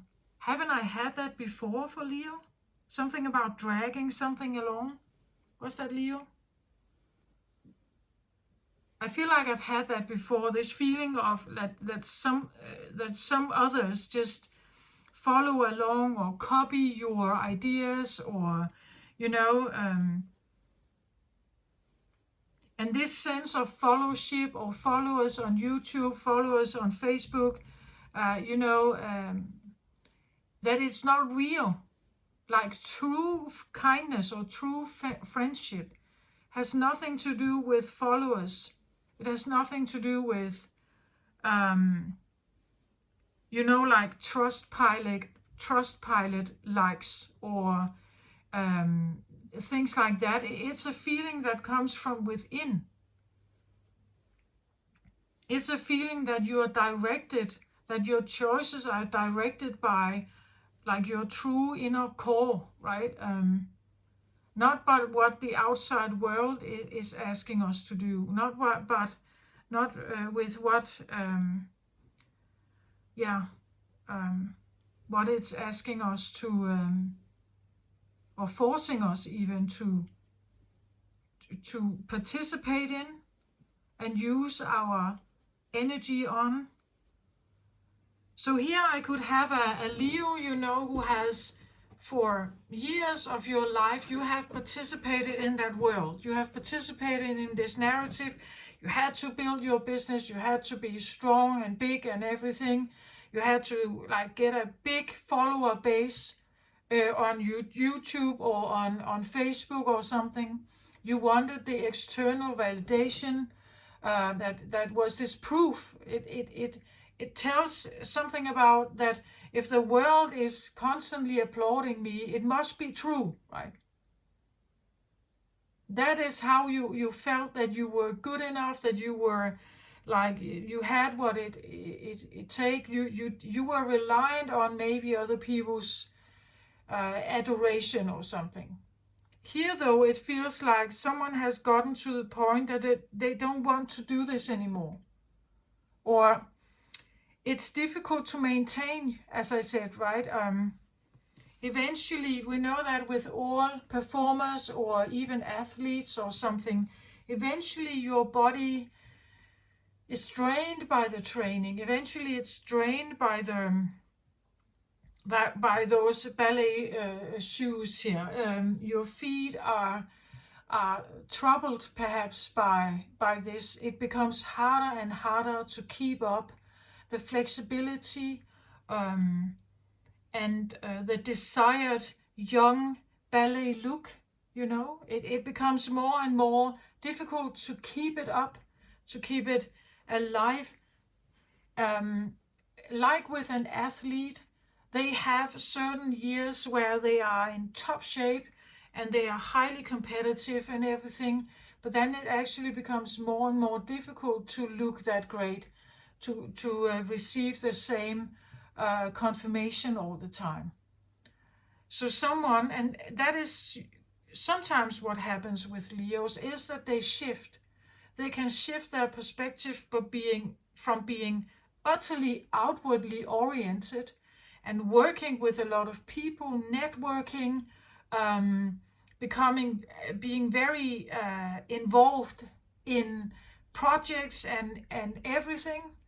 They can be in the spotlight, talkers, TED talkers, you know, great leaders out there that take a lot of action in the world, to at some point retrieve from it and become highly spiritual and retrieve from the stress.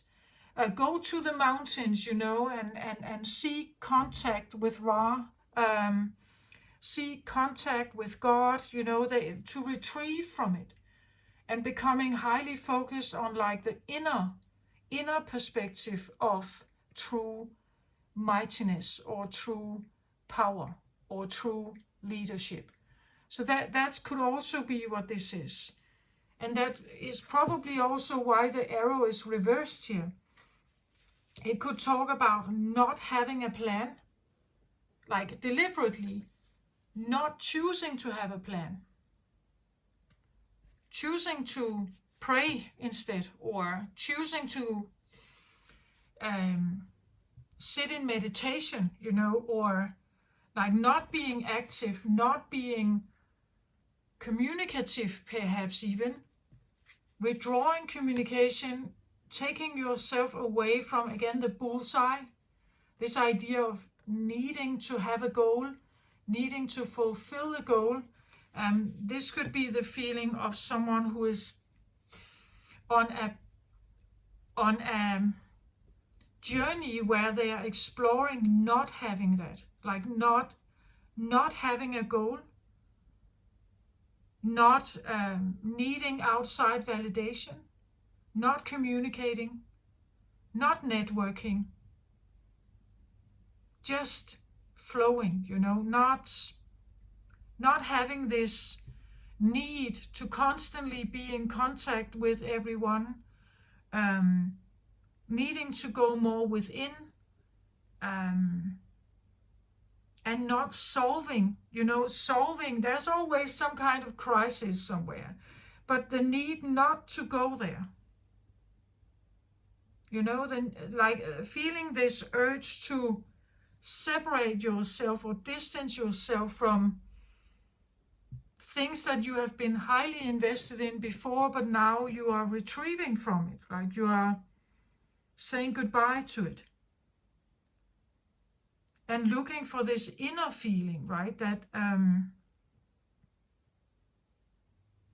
the outside validation, the outside fun, the outside beauty, the outside luxury, well, it to a certain extent, it can probably feed you or give you a feeling of greatness or something like that. But there comes a time where it's not enough, or it's more difficult to uphold it, right? Because now you have other players on the scene that are younger, more fit, maybe, more attractive in some way. And you are now in this competition.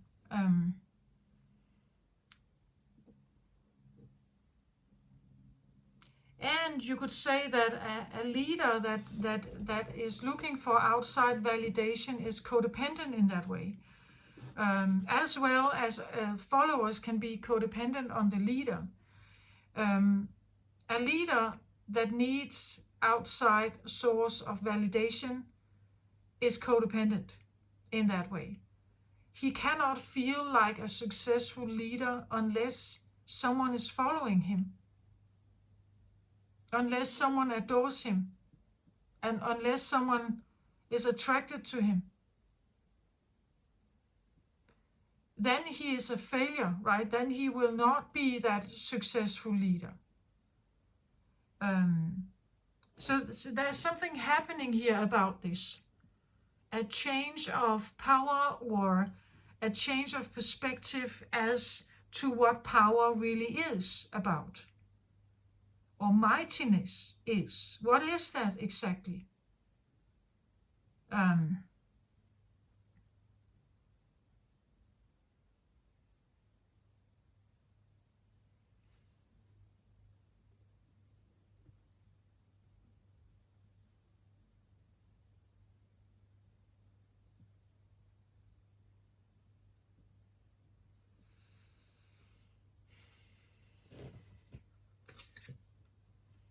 Another world on the 10 of Michael. Here I get the middle world.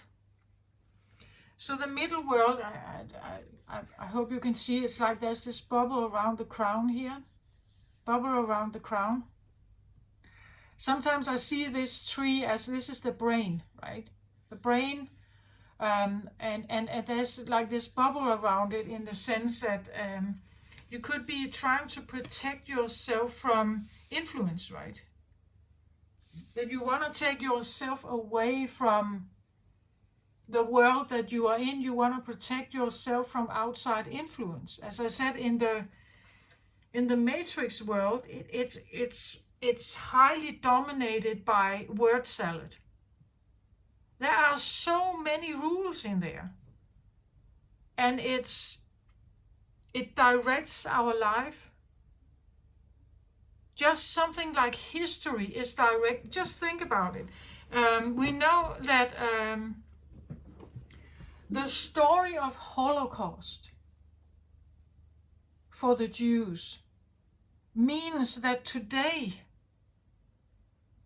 the way the Jews live their life today is about restoring the number of Jews. Like young people today that are married in Jewish marriage, like one of the things that are put on their shoulder is to get a lot of children, to restore the mass of Judaism, right? To restore the 6 million that were killed during Holocaust in Germany, right? this is a story that's inside this narrative. Just one. The pain, the loss, the suffering, all this stuff is in there as well. And it's like someone seems like they want out, right? They want a relief on their brain. I feel like they want to be sheltered from, can I not live somewhere in between? Can I not somehow not have all this stuff around, or I have this stuff around me, but I am not that affected by it. I live in a middle world. I have decided to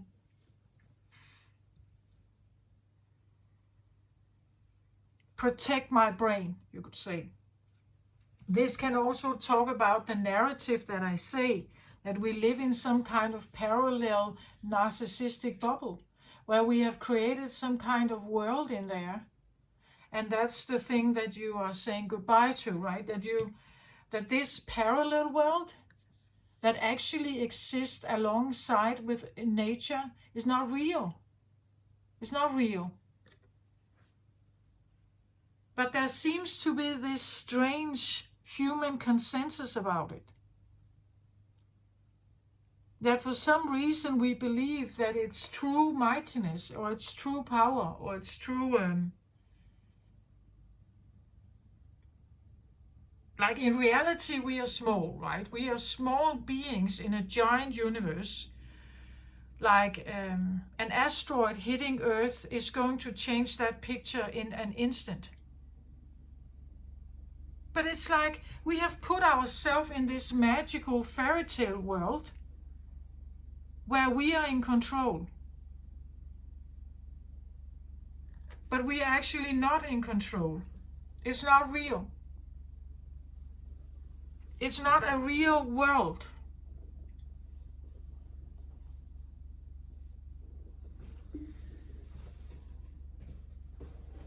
Or, well, I guess it depends on what you believe in, right? But if you look around ourselves, we just have to take ourselves outside our solar system, right? We are tiny out there. But for some reason, we believe we are big. And that we control everything. With our borders and weapons, and it's an illusion, right? If there really should be an attack from outside influence, we are toddlers. We believe we have power. We don't really have power.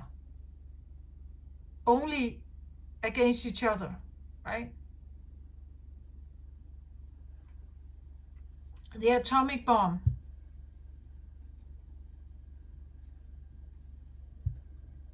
So we are testing in the desert because we have to see what it can do.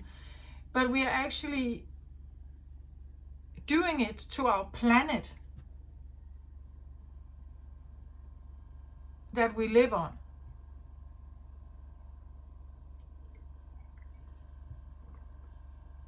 Anyway.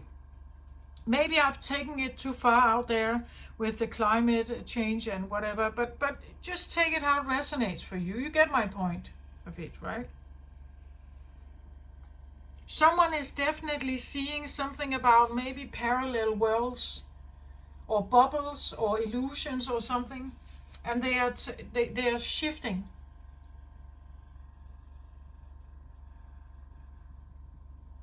Like for athletes, for instance, like the idea of being an athlete and being the gold medal winner or the Olympics medal winner. Well, it's just a momentary bubble of fame. It won't last. It's a momentary bubble of fame. It won't last. All humans, we have this lifespan, right? So if you are in the matrix, you live in there, you also adhere to the idea of linear time. You adhere to the idea of a lifespan for a human around 60, 70, 80, 100 years. Not more than that. So whatever you can create in there is a bubble. It's just a... Maybe that's what the arrow is, that you shoot right through it. Like that bubble is done. Like the bubble is done. It's an illusion. It's a momentary insanity. It's not real.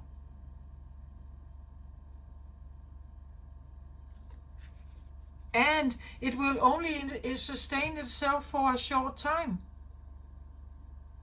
In your life, or as I said, the entire narrative around the world, it's not if we keep it up like that, it's not going to sustain itself for long. Like there will be hunger, there will be disaster, there will be more and more earthly disasters, extinction, animal extinctions, and so on. Like we are on this coalition course. It's a momentary bubble of greatness, but it won't last.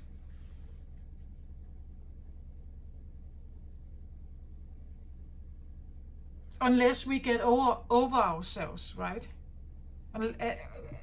We have to get out of the bubble. This fairy tale bubble, with all these strange rules and whatever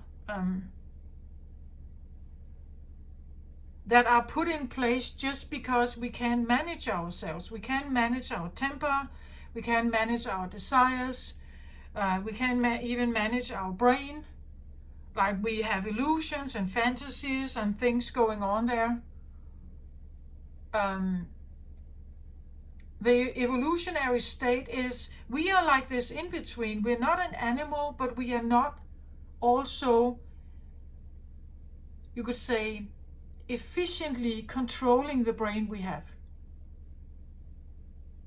Not for stability and efficiency here on Earth, not for life, health, thriving.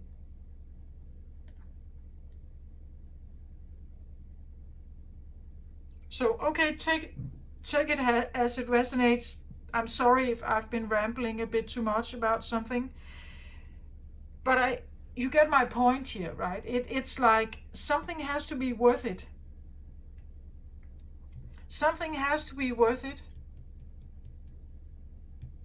Not an illusion. It has to be felt from within.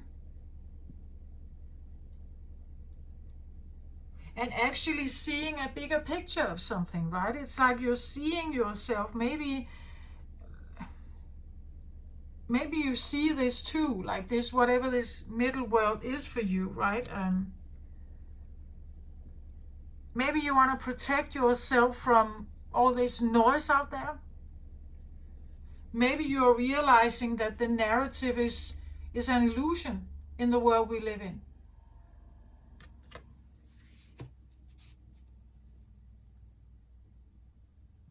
Or it's short term and it's temporary.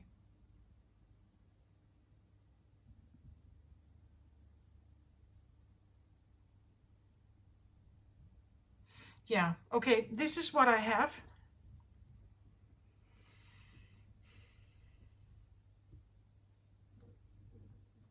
I hope this helped somehow.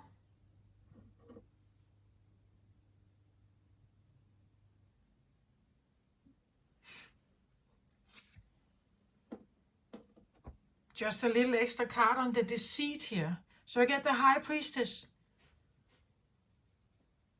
You see, the High Priestess, it's like she sees through the veil here of something, right?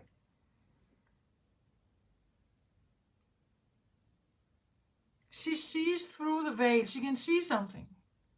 Some kind of truth.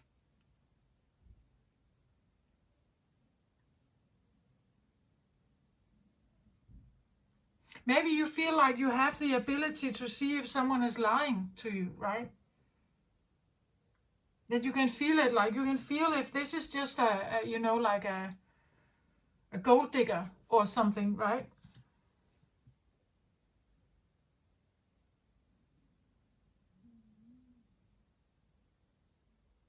And then because of that, you're now turning your choice to something else here. Maybe you have been too trusting at some point, right? Maybe you trusted people. You let them in, you let them work for you or be your friends around you, right? And now it's like you're seeing through the veil, recognizing that they were gold diggers, perhaps. They just stayed around you because like you had something to offer, or it was always fun being around you, right? Or there was always, I don't know, party there. There was always fun somehow.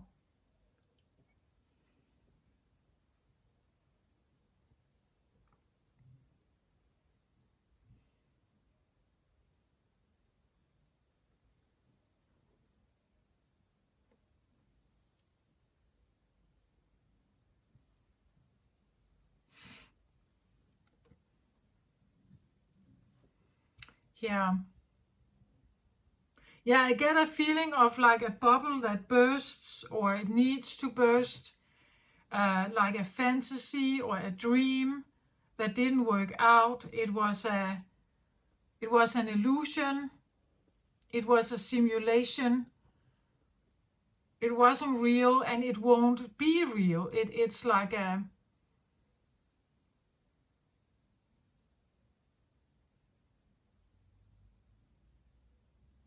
it was an attachment that wasn't real, or a codependency perhaps.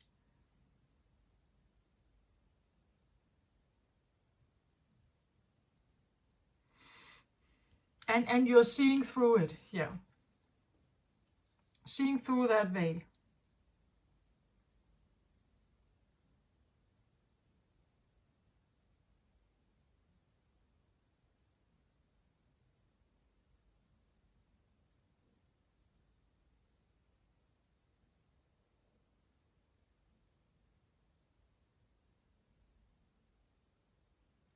Yeah. So this is what I have, Leo. I hope this helps somehow or clarified something, or maybe you just feel like you're right in such a process. And I feel like the energies around us with Jupiter and Uranus and the Pluto in squaring the Sun is, and the Sun has just entered into Taurus, right? And Taurus is about money, your money. It's about confidence. It's about, you would say, stability in your life. So there could be energies right now that is influencing some of this. Yeah, this is what I have. I hope this helped. Take care of yourself, Leo. Love and light to you. Bye bye.